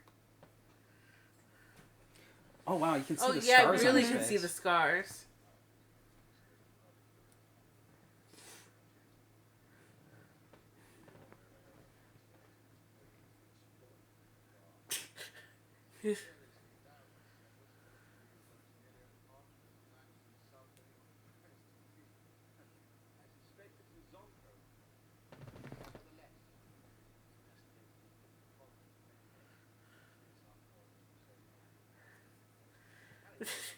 Snape's so Yeah, annoyed. you can see in that shot how how oversized his cardigan is. Mm-hmm. Death, put that light out. How am I supposed to patrol the freaking corridors, jackass? With a lantern with soft yellow light. That's Dude, he turned it off and obviously it went an LED. dark. Yeah, there's. It went dark though. as Put soon on as your the night vision eyes, Severus.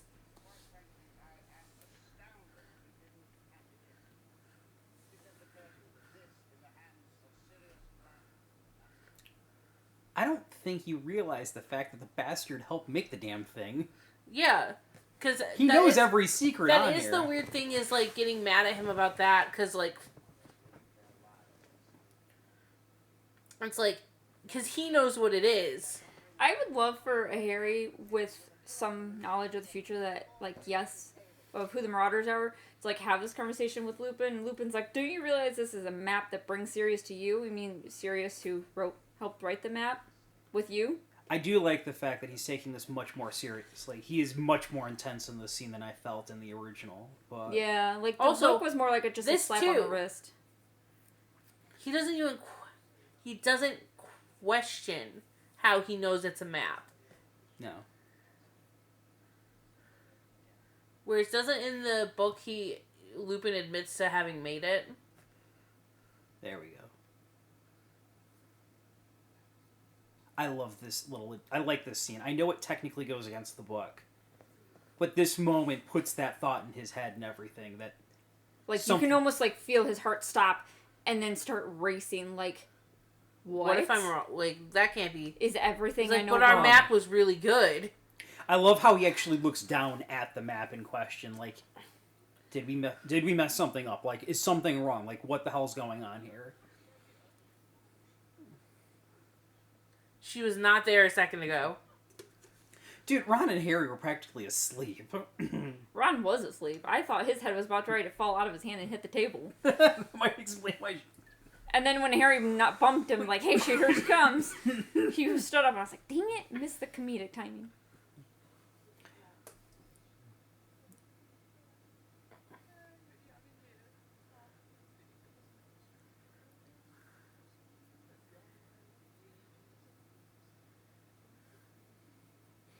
I do miss the fact that we So don't have- insulting.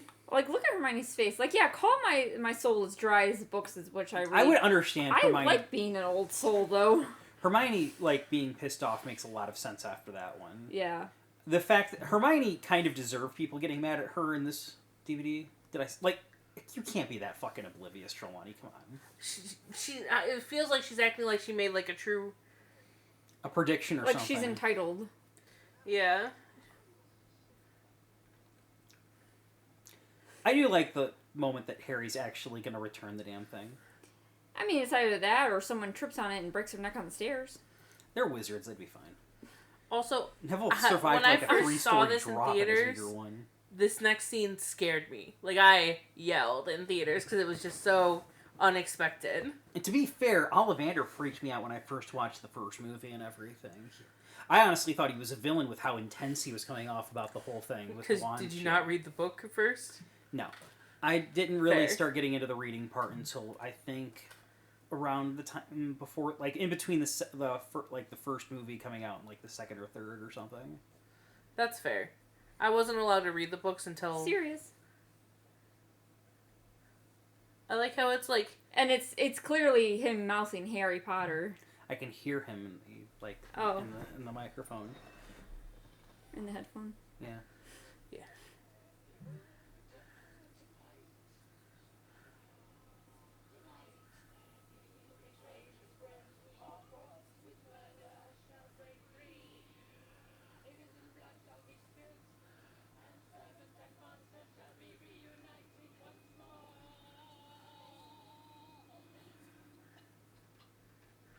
So whose innocent blood got spilt? No idea. Ron's. Unless it's alluding to the fact that when she made the prediction, it didn't account for Sirius Black being executed. No idea. But there's also, the Oh, whole she was theory saying that of- tonight there would be innocent blood spilled. She said innocent blood shall be spilt, and then Master and Servant will be reunited. Buckbeak? Maybe. What's her? Or it's Hexaba just- Smith, the chick who gets killed in between, Yeah, would that's be, true. because she dies, I think, and they kill her off or something along those lines. Or what's his face? The guy who was The pumpkin. the groundskeeper for It's like, the the pumpkin. real It's the house. pumpkin. The innocent blood is the pumpkin. Yeah, because that makes sense, I guess. I know it doesn't, but Also, who just lets an executioner around doing this shit? McNair is only showing up in this movie, even though he's actually a confirmed Death Eater in the next book. Also, in the book, they describe him as being more suave, not some creepy little Really? guy with a hood. Yeah, he had like a mustache and sleeked back black hair. and the shit. best scene. You foul, evil little cockroach. Yeah, see, that's definitely not Crab or Goyle. I have no idea who that kid's supposed to be.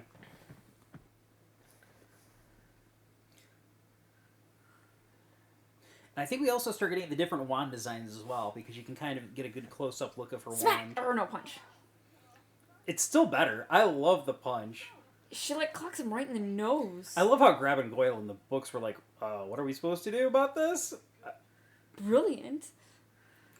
A little bit of the So actual book awkward. line comes out. They're all so awkward in this movie. I mean, to be fair, they are teenagers. To be fair, Hermione's probably used to people feeling proud of her for being smart, being brilliant, doing the right thing, and she just straight up punched Malfoy in the face. That's something that should be getting her in trouble, and Ron's just like, that was freaking brilliant. And she's like, I shouldn't be getting praised for this. Why am I enjoying the praise for doing this? Isn't it kind of exciting, breaking the rules? The slow corruption of Hermione over the course of 7 books by Ron Weasley. Until the roles reversed and she slowly corrupts him. The fudge is that? I had no idea, man. Don't want to know. It's a blast and it's Groot. I mean, it could be. He did have to start breeding them ahead of time, and he probably had some failures. I honestly love all the little animals living in his hut. Yeah. I know this would bother most people, but I would like to think this would be super cool having some pet bats and stuff in the house. Well, it looks like there's like Owls. sparrows or something.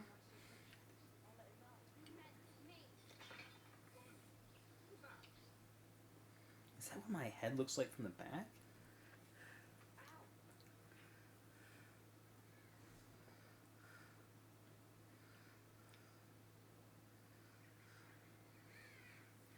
Oh man, look at all them crows. Not nearly dark at all. Why would you schedule an execution at sundown? No idea. Because that, Dramatic effect. Dramatic Also, effect. he covered it up. so it's I probably not a definitely blast. think it probably is. Oh, you Maybe think it's a so? blast-ended screw They or do something. mention in the next, they mentioned kind of skirting over the fact that they might be illegal. Oh. I don't need the ministry getting more in trouble, getting more on my ass. Maybe, see, they found out about him God. here, and they're like, well, next year we're doing the Triwizard Tournament, so, we'll forgive you if you let us use them. I love the scenery around Hagrid's hut in these versions. So many pumpkins. I would love to live in his hut. Just the visual scenery would be amazing. Also, those are fake. What? The crows flying past. They were I so don't CGI. think that's an actual crow. It looked That more one like is. No, it looked like a magpie because it had the white on the neck. Oh, maybe. But the ones that flew by were definitely CGI.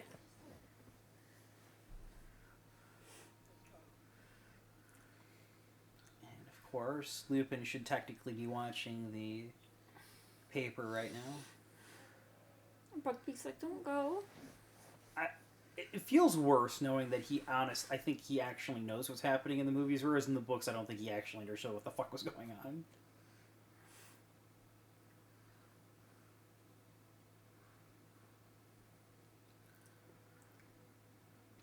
It's weird seeing them not in their robes during this.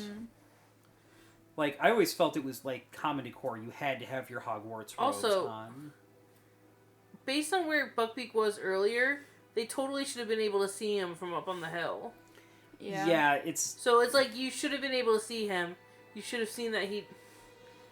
Yeah, they didn't have a direct line of sight. Because they mistook the post, because I think it was a post in the books that he put his axe into, and not... Yeah. And they didn't see it. They heard the thud. Yeah. The pumpkin makes more sense, though, because that would make a similar noise. That was so bad. Yeah. But, like, props on them for, like, cutting the camera like that. You had a harder time seeing it. Yeah, but they literally just, like... That was a chop shot. Mm-hmm. They went from him holding it to immediately having a bite on his finger and not having the rat in his hand. Do you really want a rat that's got a taste for human blood running around the set, though? That's not the point. It's just like they didn't even try for that. They didn't even try to do CGI. And she's like, How does he even know about that in the movies? Because Harry has not once mentioned that as a problem. Yeah. what do you mean? I don't think in the books The Harry Grimm's talks only- about the fact that he's been seeing like a dog or a Grimm or But- something along. Because the other two notice and mention it and talk about it after But like. in the divination class, she did bring up the Grimm, and But that's it. but Ron already knew what a Grimm was. The thing is, though, is that Ron made comments about it. They had conversations about it over the course of the book. In the movie, the only mention of it was the the Grimm Trelawney. in that Trelawney thing and stuff. Yeah, along those So, they- lines. like, it feels like in the way they planned the movie, this should have been more of a, look how here's a big dog! Yeah, because they don't. Not the Grimm. It's one of those things that they kind of skip out on. Of remember, Huh. like Oh boy. Ready for the Scooby-Doo scene? Hermione glasses, I can't see being my kind of glasses. impressive again. Ron Yep. Harry being tossed aside.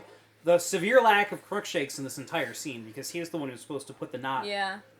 instead they just kind of make it under, don't they? Well, just They, watch. like- This gets a little weird.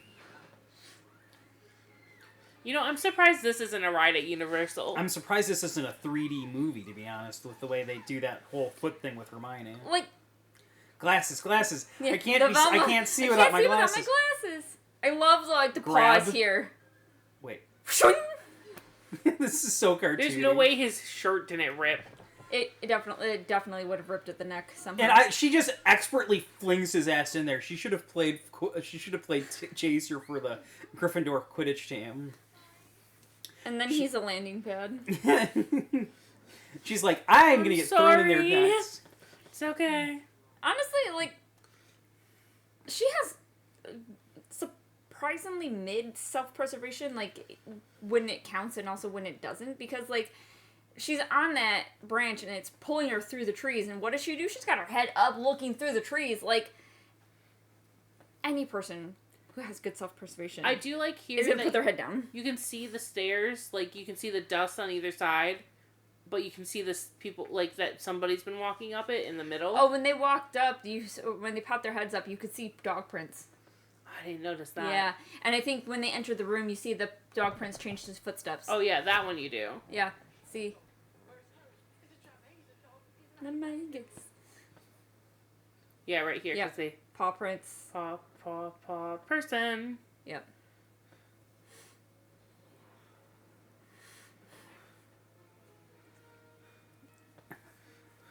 And hey, wait a minute. That's Ron's line. And still no Crookshanks. And, dear God, Harry just wrestles his ass to the ground. This is like... He's just like, this is freaking great. Like, Harry wrestling him to the ground is almost like Scar and Simba vibes. Serious, like, I guess Azkaban did a fucking number on his physical health because, damn. They had way too much fun with these lines. It's Gary Oldman, which this movie is 21 years old. And I only mention that. I'm sorry. Take that back. It was made in 2004. Take that back. The only reason I mention Take that back. I can't. The only reason I mention it is because my mom texted me the other day. She did not realize Sirius Black was played by Gary Oldman. Gary Oldman's a damn good actor. He is. But, like, she's seen other things that Gary Oldman's in, and, like, he is, like, impressively good. Like, you know how, like, most people... 12 years of it! In Azkaban! And Lupin is just like, oh, my brother. But, like, you know how most people, when you see, like, Lupin, we knew that was Lupin in Wonder Woman movie. If you see another movie with Gary Oldman in it, you have to, like, really peer through it and be like, is that? No, is that? And you have to, like, half the time look at the cast credits. Because he just looks so different every role. Dude, he's Commissioner Gordon in the Batman movies. The Nolan Batman movies. Yeah, he's the... God, I forget the name, but he's in The Fifth Element. The guy with the plastic helmet on, with half his head, no hair. Peter, come out and play.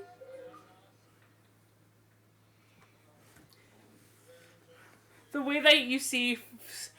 one thing I don't like is the way you see Snape running up the stairs. Yeah, the Kinda- invisibility cloak is completely... Yeah. He runs up and he's like, my moment!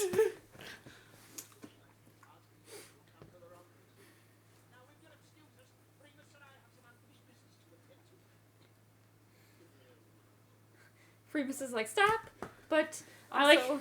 Oh, the little shake of his head. Lupin's like, of course. Remus is like, I want to do something, I want to stop Remus him, is but like, I'm not gonna get between these two idiots again. you can see him in his mind going like, I want to save my friend, but also at the same time, Severus is pissed, and if I do, my friend might actually die.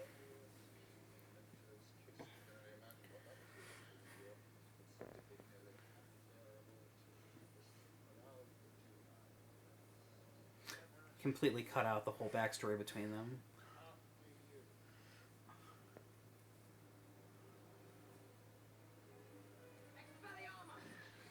And again, the Expelliarmus charm does not do what it's supposed to do.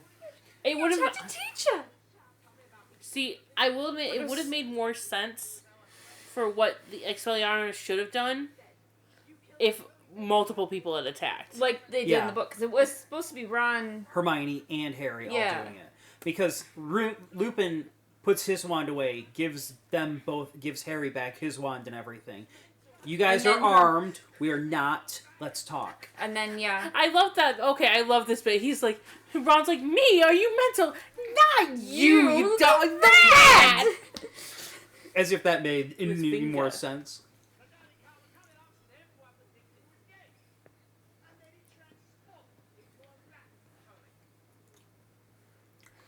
I like Sirius kind of glance. Like, it's back. It's back in high school again. James is bossing me around.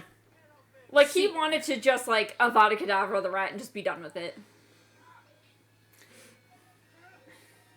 Why is there a Petrifus Totalis! Petrifus Totalis!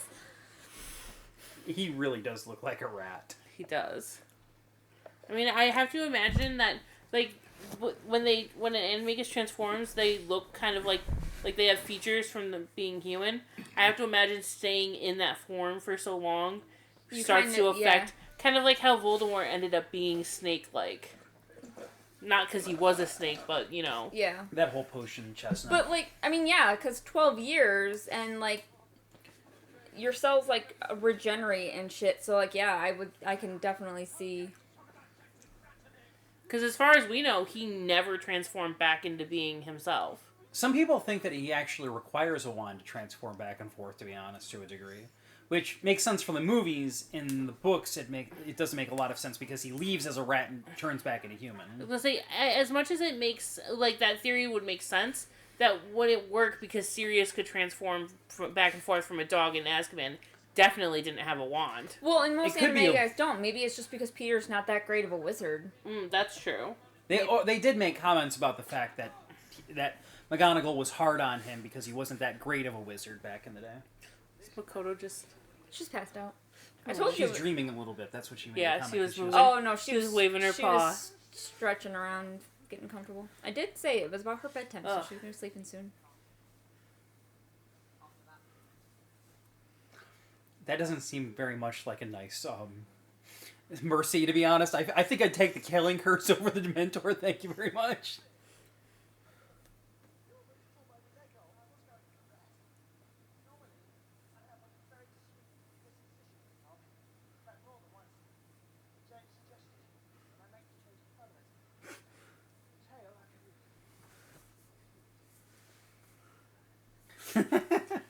I like how friendly If he is in the movie. Ever there was a veterinary stance that was like slyly put in from a non-veterinary thing, that was probably it. Please.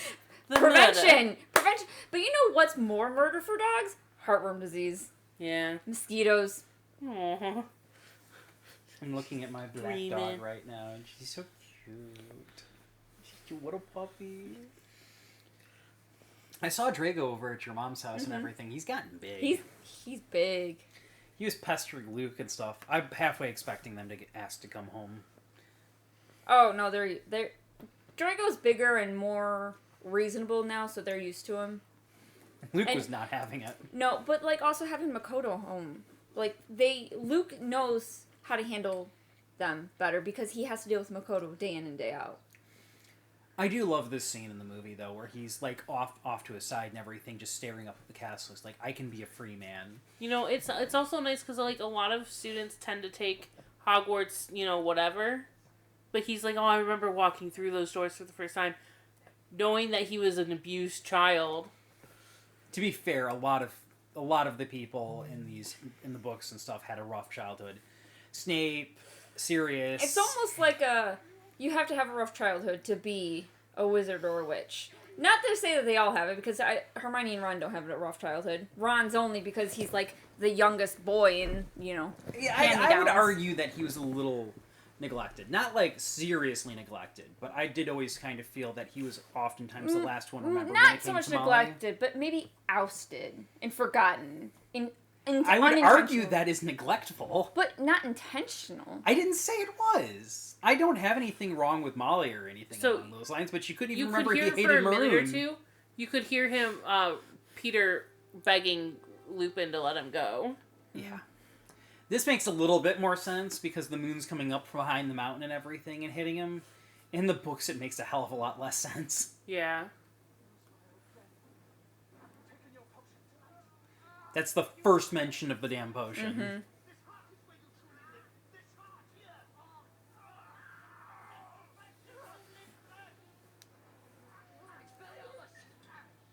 Okay, yeah, he doesn't need the wand. But he was going to use it, so I wonder Why? what It's either. And of course his clothes vanish, which stay there, which that should be proof right Which there. didn't make any sense because he wasn't. Then he In the wouldn't have been wearing Animagus clothes. always transforms with their clothes, Yeah. because otherwise why would Sirius still have his Azkaban robes on? Why would McGonagall still have her teacher's uniform in the first movie? Her glasses and her hat. Yeah. I also really hope that in the series they make it more of a wolf.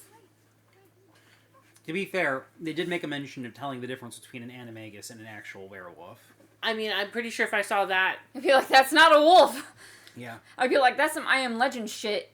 To be fair, though, that is one hell of a cool transformation Yeah. into the werewolf. Werewolf movies live or die based off of how, like, grotesque and crazy the transformation is. You idiots. Oh, fuck.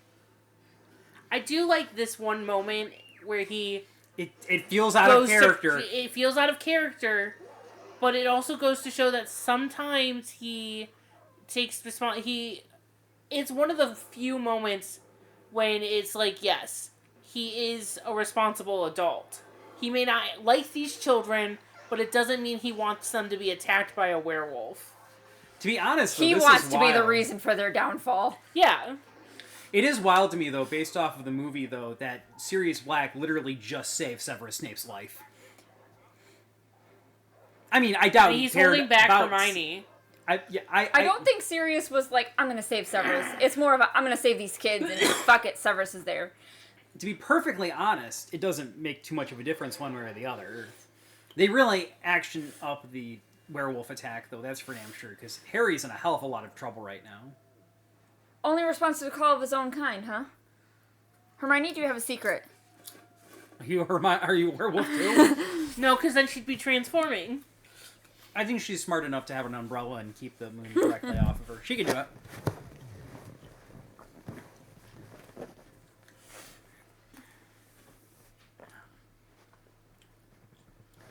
Or The fact that Snape's not going after him at this point in time is kind of concerning.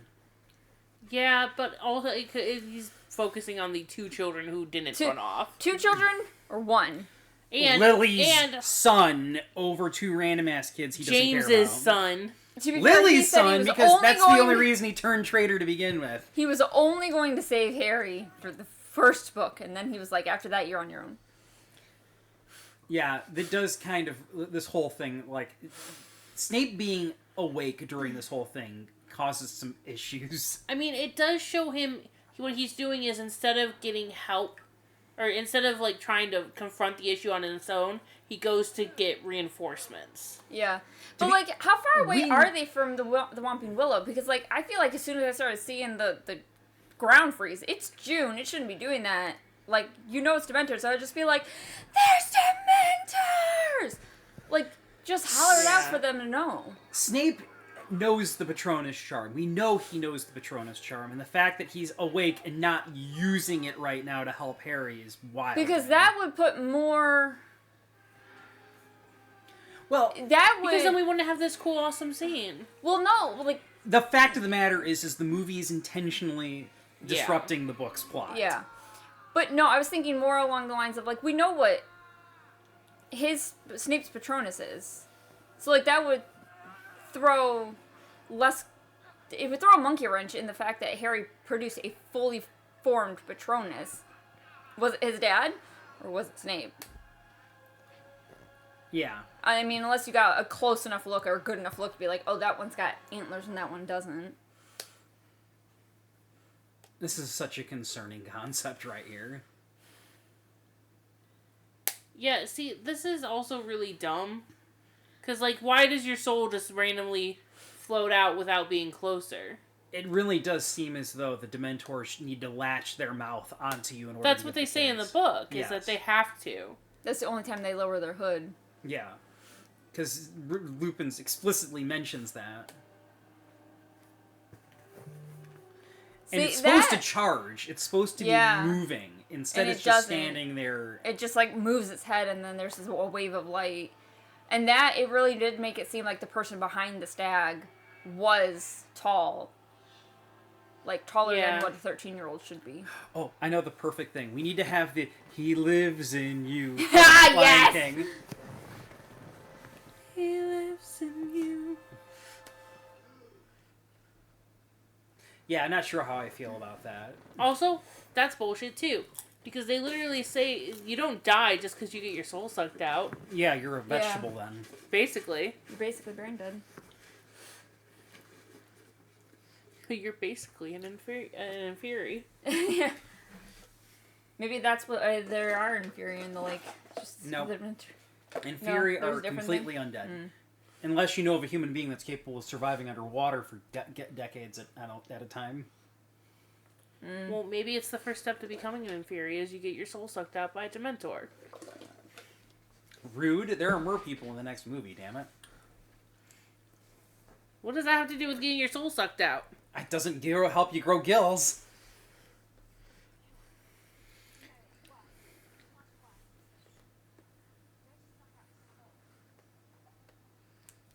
See, See, I feel like with Harry's amount of sass, he should have looked at Hermione and been like, they already tried that. It didn't work.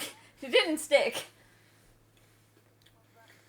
I don't like how clueless Dumbledore seems to be during this scene. He always, for most of the books, he seems I love to be how Dumbledore's completely looking at informed. Ron like, what are you babbling about? Clearly, Madame Pomfrey has been taking nursing classes, because she clearly gave him morphine. You can't tell me otherwise. I definitely like This the, part. He's like trying so hard to be brave. He looks like he's trying hard not to curse Dumbledore out. Seriously. He did. dude. At first he's like, but you're Dumbledore, you're Dumbledore, you're Dumbledore. I would have been like, get off of me! What did I do to deserve this treatment? Fudge is completely written out. The Yep. whole scene with Snape getting upset Throwing his about little temper tantrum. completely cut. I don't like this as much in the movie because he's basically telling her to do it. In the book, it's much more subtle. 3 turns out to do it. Yeah, like, Oh no, this is what he says it. He does the wink. But in the book, he doesn't. He- plays dumb after they get back. In the- Which in the movie, in the book, he's much more. Oh, okay, yeah, all right, good. Glad everything worked out. Quick, get inside so I can lock you in. So that way, when Snape shows up and everything, he doesn't have an excuse.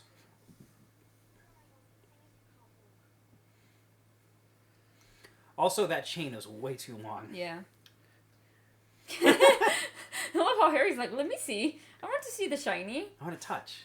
Well, that's the whole thing. His entire job as a Quidditch player is to go catch the They shiny. had a popcorn bucket that was the time turner. Wait, seriously? Yeah, That would be Like it awesome. actually had one that like, it was still a sand dial and you could like spin inside of it. Have we made, I know when the animes we watch, we're always like, oh yeah, that person's got ADHD. Have we ever made that comment with Harry in the book? Yes, Stephanie? I think we've definitely ADHD. 100%, because what was my first thought when she was doing that? Spin, spin, spin, spin, just fidget. It's a fidget. Oh, dear God.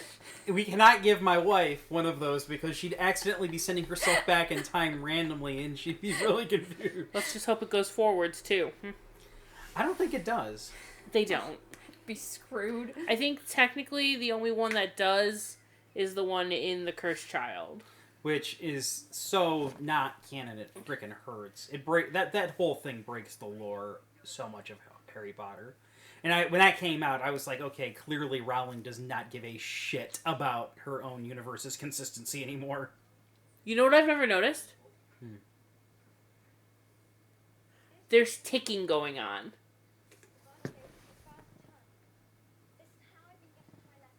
Here. You can hear ticking in the background. You can. So when you've got headphones on, you can hear the ticking Like a like a clock in the Well, yeah. background. I have tinnitus. I can't really, like, that might be a little hard for me to catch. That's wild. She looks so proud of herself when she gets to see it in third person.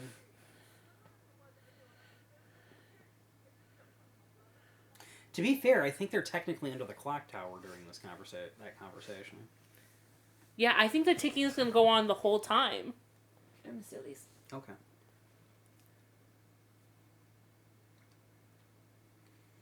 I don't want to increase the volume too much on them. Because it's still ticking. That would be a nice little effect, though. I have yet to actually notice it, though. It is on yours, but it's very faint. Like, you have to, like... I think it's be one of those listening. things that it's a subtle thing that you wouldn't necessarily notice. A sound Easter egg, Yeah. so to speak. But I think because yours are acting like a surround sound speaker bar, you can hear... Like, it's harder to notice, but because hers are, like, split audio...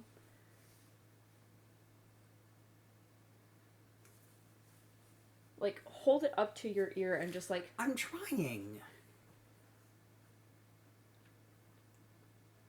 Yeah, it's still doing the ticking. I think they're going to do the whole ticking the whole time it's time travel. Huh. I think I hear it, but I'm not 100% certain. So, you know, all you out there listening who rewatched this or were watching it with us, see if you can hear the ticking. I found the source of the ticking. It's a pipe Pipe bomb. bomb. Snape, Snape, Severus Snape. Oh God. How can I resist? Just wait till next book. We'll really find out what happens. David Tennant, Doctor Who joke.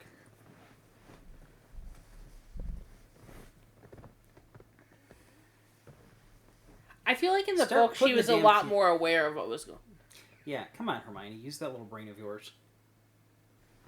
There's the familiar rock. Well, I feel like her past Hermione, when she sees the rock, she's like, that's odd. And, like, she zeroes in on it. Yeah, but that's why just now she's like, oh.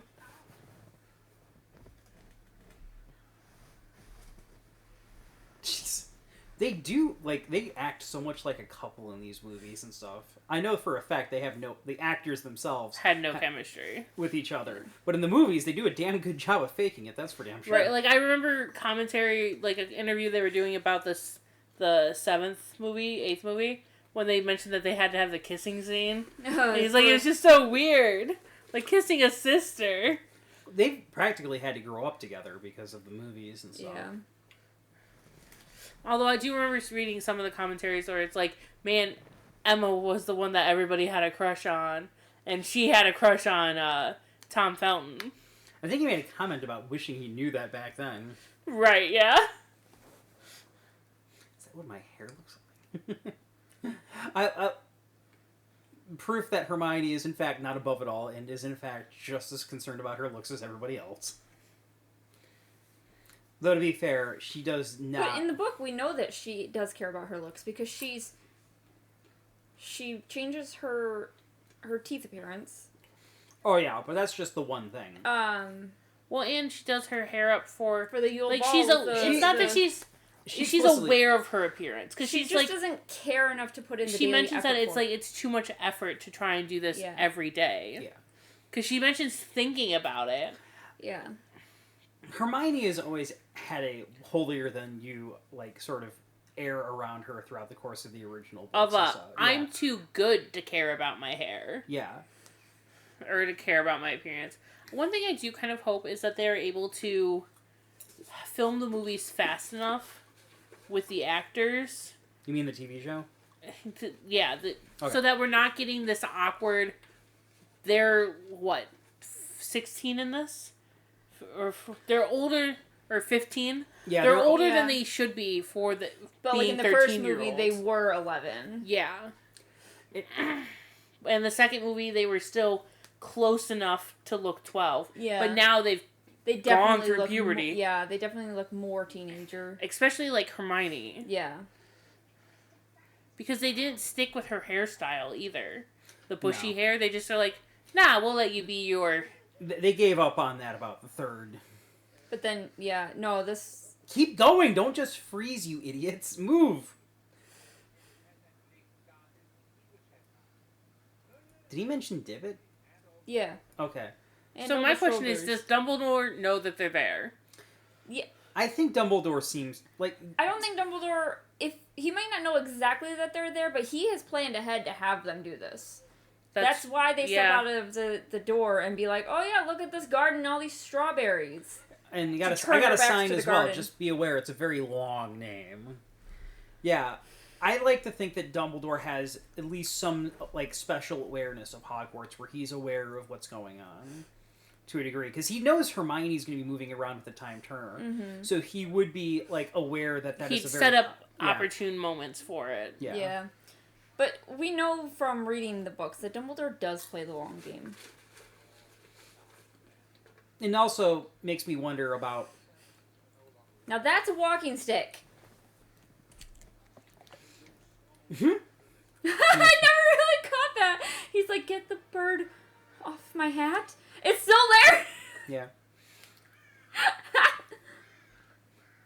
You're laughing. I would love to have a pet bird that hangs out on my head. As long as it doesn't poop on me. Oh, I'm laughing at folks' discomfort. Look, man, owning a pet bird means it's gonna poop on you. I know, but Birds are like the nastiest pet you can have, though, and I'll stick by that. it's not stopping me in my dreams. I even know. though I will never own a They're bird. also one of the more delicate things. You can't hold them, restrain them like The you can a cat. pH level of the soil is too high. Say goodbye to Candles and Febreze. Cats, Fuck yeah, concrete. I've seen them drop themselves downstairs off of a second, like off of an upper story of a house and everything. Cats? Yeah, Yeah. kittens as well. I've seen them accidentally do that shit, and they just Man. walk it off. I mean, I rescued a kitten from a pipe, and it was totally okay. Purring, happy, biscuits. He's doing very well, by the way. Good. He's an asshole, apparently. And he just wants to attack and play, and then purrs while he bites you. Of course. But apparently he's also very fluffy, and they think he might actually have some Maine Coon in him. Interesting. And poor bat. I have a fondness for bats. I think they're Bats actually are very cute. adorable. Bats are cute. My grandparents used to have bats that were in their actual like upper attic. and Oh stuff. yeah, I remember there was a couple nights we were trying to watch for them, and I never saw them. You can hear them in the walls. My though. mom caught a bat once in our house when I was growing up, and then we drove like 30 minutes away to release it so it wouldn't get back in our house. The only thing. That's surprisingly nice of your mom. The only What's that mean? Well, most people don't put that much effort into taking care of a bat. Because people are, one, scared of them, but two, they're also a carrier of rabies, so people... No, they're not actually. They're not? Mm-mm. I thought It's- they were, because they're mammals. It's not. To a degree. They can be, and They're not the most common vector. yeah, it's just people think that it's more common than it is. Kind of like possums. People are like, "Ah, possums got rabies." They don't, though. I think their body temperature is too cold to have... I think it's very rare for a possum Yeah. to have rabies. And possums are also the reason we have rattlesnake antivenom. Because they're resistant to it. At least I think it's possums. I can't look it up. My phone's playing a movie. Ironically enough, bats also love radioactive mines. The abandoned, like they thrive in those locations. Apparently, Interesting. Yep. And Mainly 'cause most humans bats go don't in. drink blood. I think technically even They're- vampire bats don't usually go after humans. As a No, general not rule. after humans, but they They'll- do drink blood from mammals. Yeah. Yeah. Most likely they're... I think cows. They're what you're Is the likely most gonna- yeah. common because they're the biggest, What are you easiest doing? creature. Saving your life. But even then, it's like they're gonna bite and then lap, lap, lap, lap, lap. Like a mosquito almost. Yeah, but vampire bats don't exclusively drink blood either. They also eat insects and fruit. I But didn't think about that. what? Oh, The werewolf coming straight for her after she Yeah. howled. Ironically enough, we are watching this in October. Very appropriate to watch the werewolf movie during this. it is. This is the most Halloween of the Harry Potter movies. To be fair, we don't even really get to see the Christmas tree specials or anything else on this. That's true. We don't get a Christmas No. moment. We just get the snow. Hogsmeade and the snow, and then all of a sudden, Spring. spring.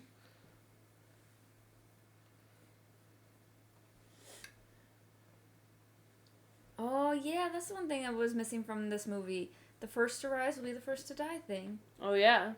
And the Yeah. Christmas crackers. Yeah, and Snape getting the damn vulture hat again. Yeah. I think Harry and Ron actually kind of snicker a little bit about that. Oh, you can actually see the werewolf in the Yeah. background, like moving around. Shit. Buckbeak. Harry's automatic impulse, use his body to shield Hermione. You know, neither of them think to maybe cast a spell or two. Stupefy. I don't know if werewolves are Are you vulnerable a to witch magic. or not? Still, be it fair- still applies. to be- Buckbeak just looks at them like, I did good. Professor Lupin's having a really tough night. That was such a funny line. Ah, The ticking's still going, by the way.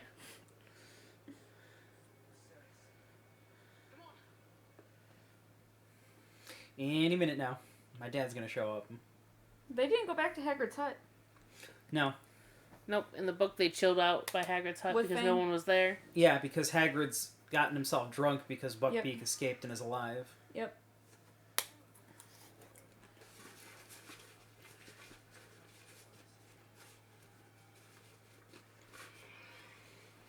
How would this work if Harry accidentally let his past self die? Do you think his hand would start fading out and he'd go, oh crap, I need to cast it? Okay, Back to the Future. You created a time paradox. That's a Metal Gear Solid 3 reference for those back home. Harry's not dying. Sirius is dying. I mean, to be fair, Harry'd probably be next after Sirius. Expecto Patronum!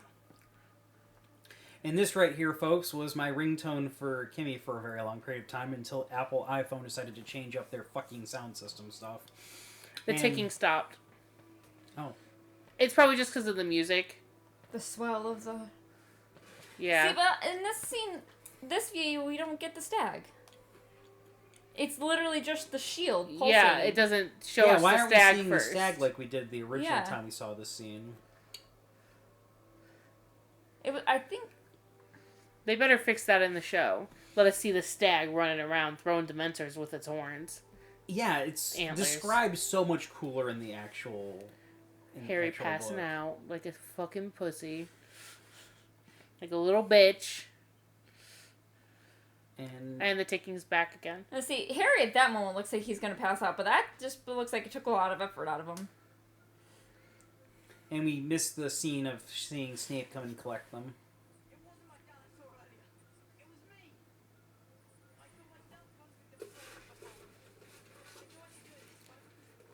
I'd already done it. No. Oh. It does make sense. It does. I love that. Hermione's having the time. Harry's having the time of her life, and Hermione's scared witless. That poor girl does not like being on brooms. And Why This does is from- Hogwarts have a dungeon cell in a tower?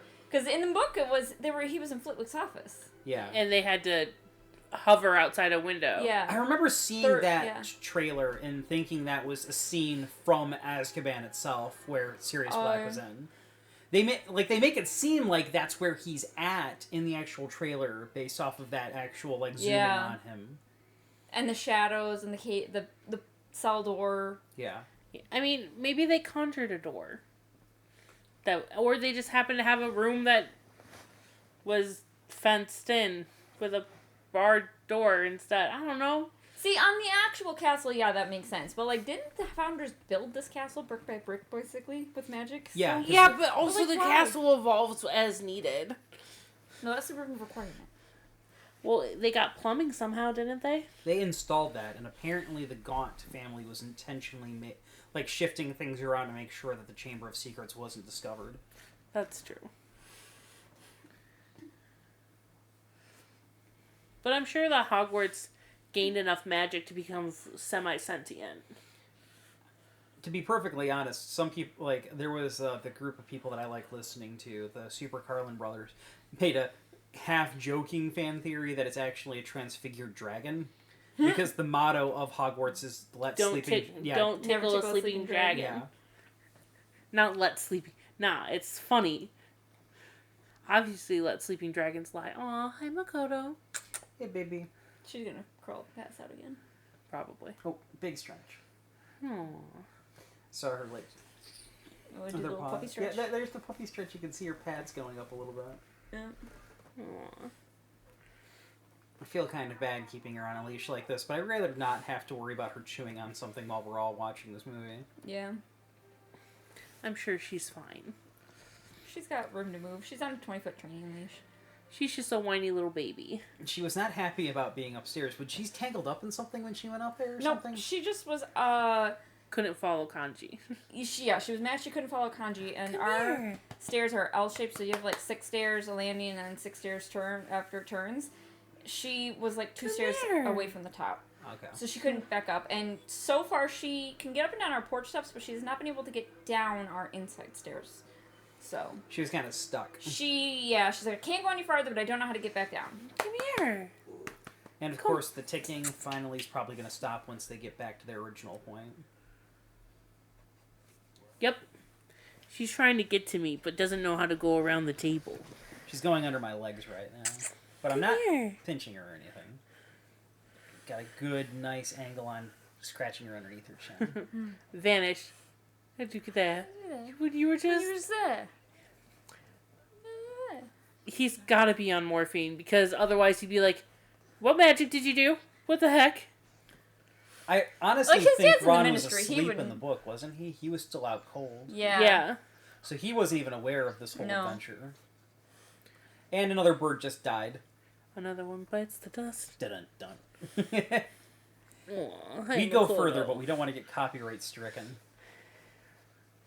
Part of the reason. Look, the office is different. No, it's the same. Or it's the same- This is what the DADA office should look like. Yeah, that's that little. Yeah, it's just what platform other area. random room were they in before? That I was don't know. definitely Dumbledore's office, but not his office at the moment. We don't get the Glindylow either.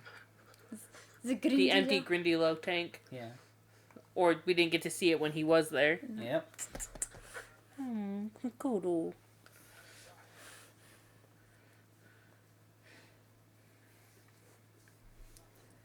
What was the point of ripping the paper if you were just going to light it on fire? Just to be safe. More edges to burn? Sparks better? I don't know.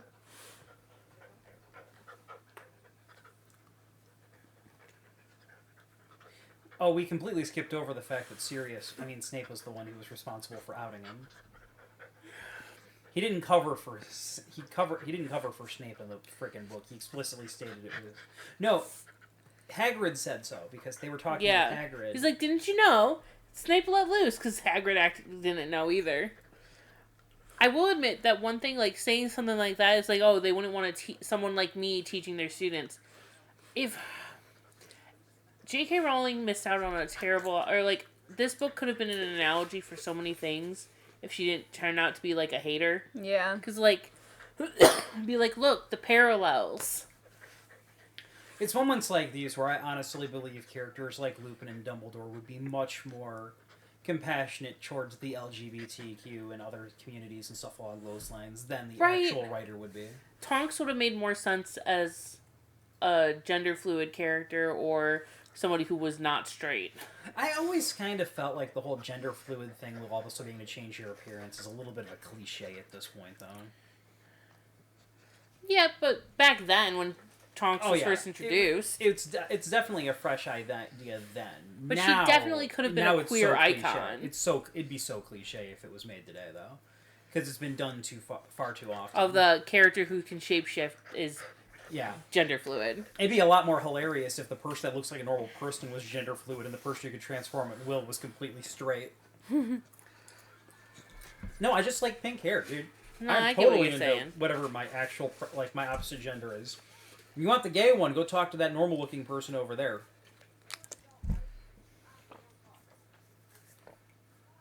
And of course we get the firebolt at the end of it. Which makes absolutely no sense because it was supposed to be a Christmas gift. And it's supposed to cause an issue between them. Also, why did the twins look so blonde right there? Sunlight is hitting them, probably. No, come here, Makoto. Aye.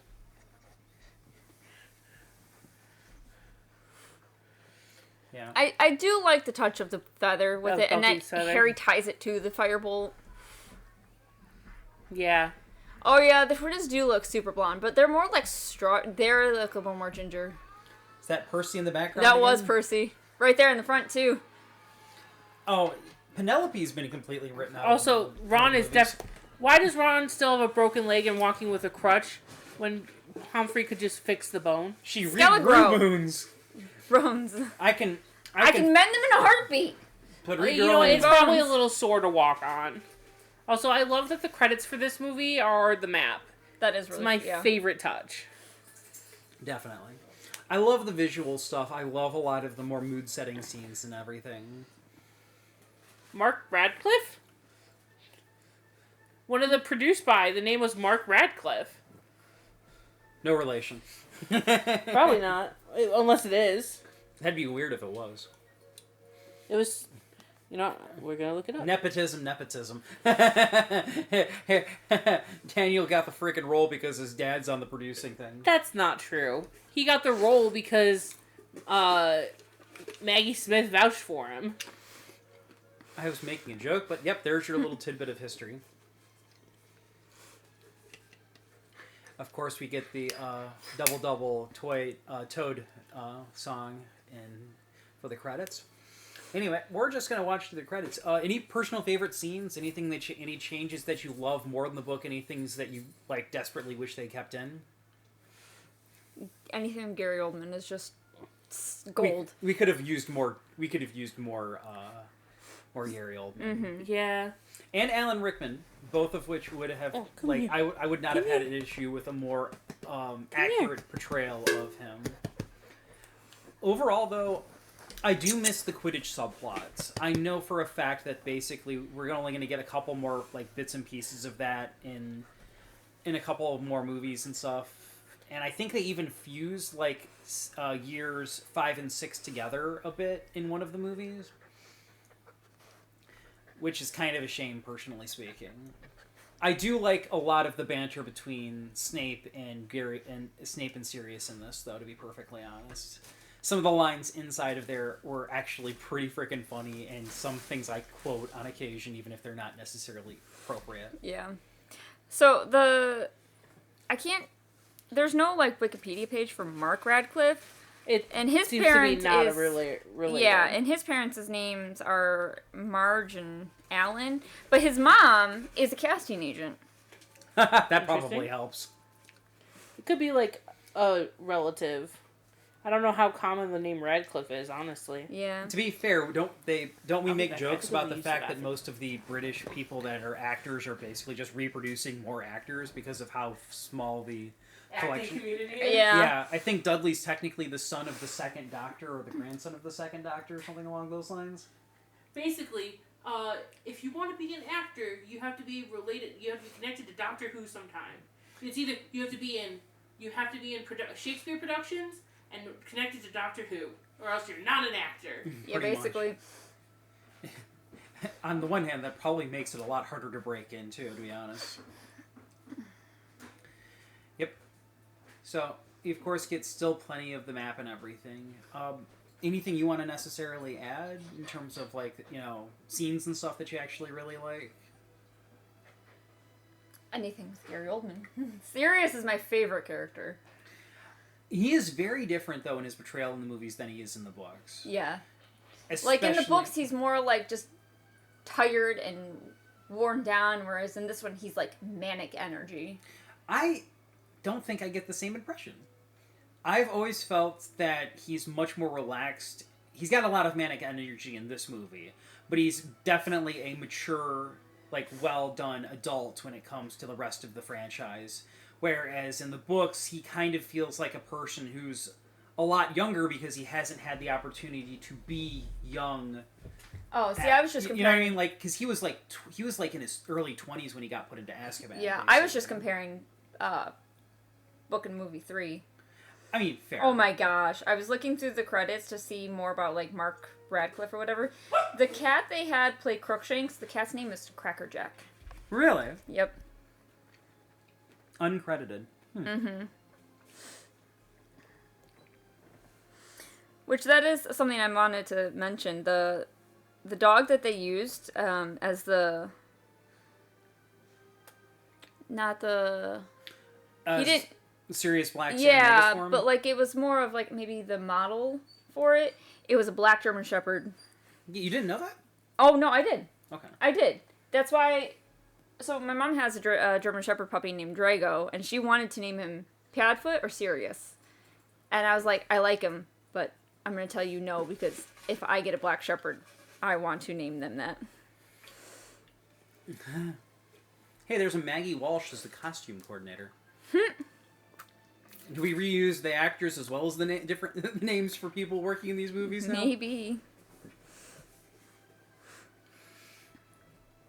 Mark Radcliffe. Still looking on that, huh? Yep. That's what I was trying to find. I mean, he was in the movies, but... Like, Really? Exactly, yeah, he's a producer on a lot of things. He did the Night at the Museum. He did the... At least I saw Sorcerer's Stone on here. Pixels? Oh, I hated that movie.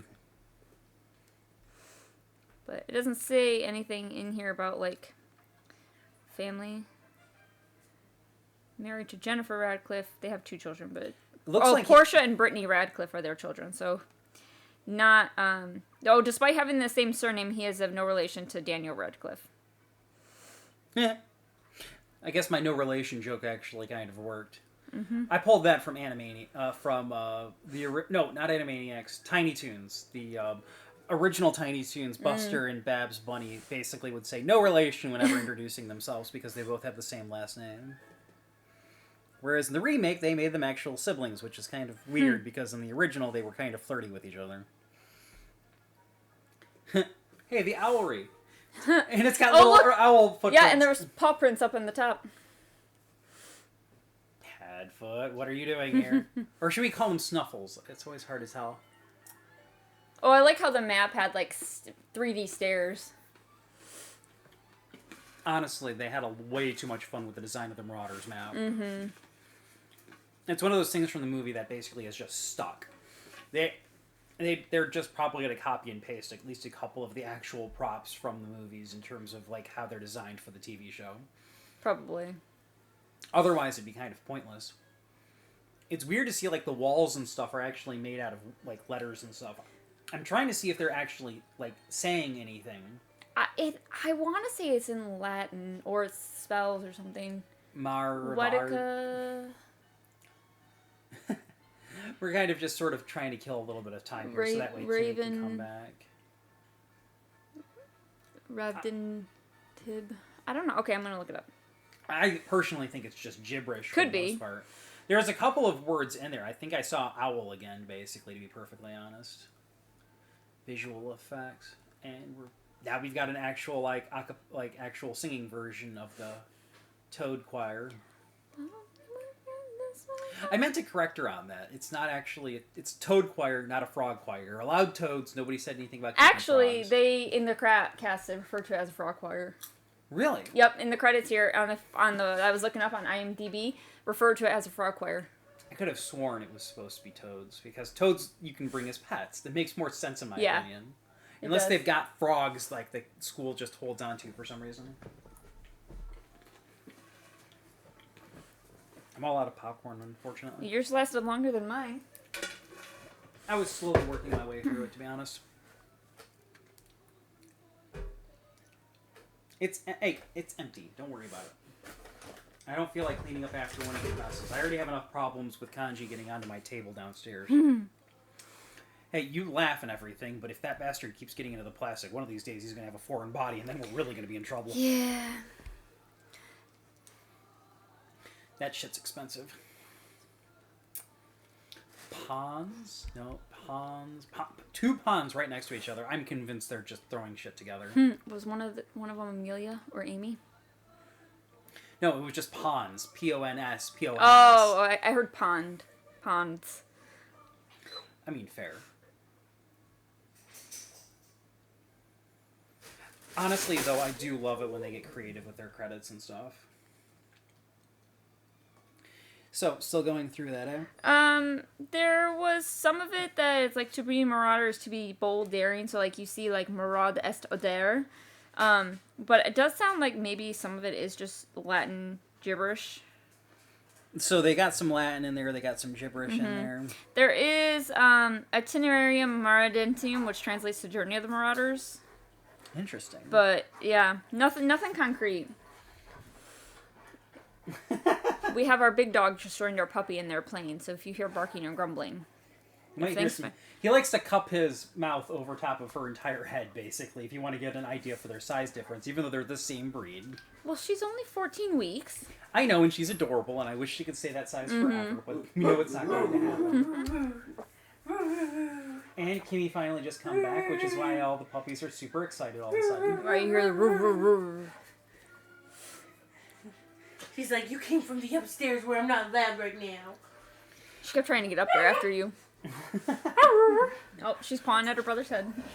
Now we're doing commentary on the dogs, because Kanji just came down. Anyway, we went back and forth. Any favorite scenes? Any additions you love from the movie? Anything you wish desperately... The punch. Yeah, the punch. Oh, yeah. I just liked anything with Gary Oldman. Gary Oldman is great. I wish we could have gotten the attack. It makes me wish that we had more serious. Yeah. Which we will if they're faithful to the books and the TV We'll show. have more, yeah. Because we'll get serious in book 4. I wonder if they're going to change things up. They do seem to be adding more scenes with the adults, actors and stuff. If we could have a... Copyright 2004. Ugh. Ugh. So old. I thought you said 30 wasn't that old. I just don't want to think about the fact that this movie came out 21 years ago. This movie's This legal movie's to old drink. enough to drink. Anyway, the credits more or less wrapped up and stuff along those lines at this point, and we get the nice Hedwig theme to roll us out. We're probably going to keep talking a little bit longer and everything, but at this point you can probably turn your movie off. If you've been following along with the movie, which, honestly, I hope you are, because otherwise, You're listening to us talk about a movie for a good while at this point. we don't even describe the movie that well. No. But To we be fair, this is supposed to be played alongside as a commentary, not necessarily a substitute You know, for the actual mystery thing. science theater. That would require us riffing on the movie. Were we not? A little bit, but not to that degree. We'd have to we'd have to watch the movie and write jokes and stuff along those lines, and one of us would need to transform into a flying robot. Yeah, I don't think That's any of all us you, can Mitch. Awesome. And we're on the special features and stuff, theatrical trailers. And they show us, and you can watch the theatrical trailers for the first and second movies for some Yeah. reason.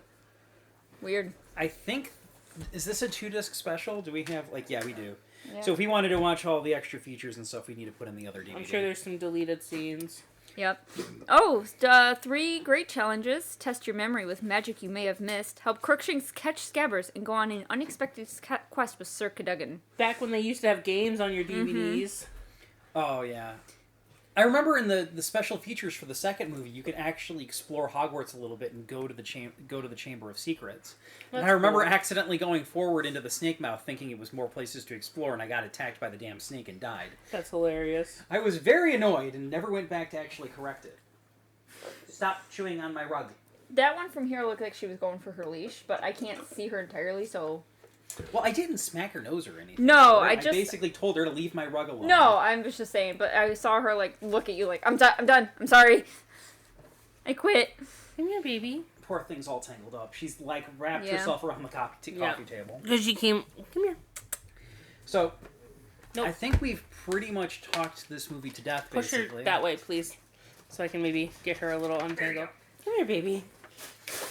There We've you kind go. of done all of our additions and stuff, so you can follow me on Twitter. I mean, not Twitter, on Twitch under Cole Sanders. I'm still making my way through the game that I've been making my way through. It seems the entire time I've been doing this whole podcast and everything. Hopefully, I can actually finish this damn game before the end of this entire podcast. Oh, I forgot about these. You can find me at Luna's Creation Corner on most social media. And you can find me on YouTube at Brandywine Stitches, where I talk about all of my cross-stitch and crochet projects, or everything else, where I am Tuckytown Candle Co. Why is she chewing on my Yep. finger? So be sure to like, comment, subscribe, and we will see you guys next time as we start the Goblet of Fire. Sorry for the crinkles, but until next time, keep Keep your wands at the ready.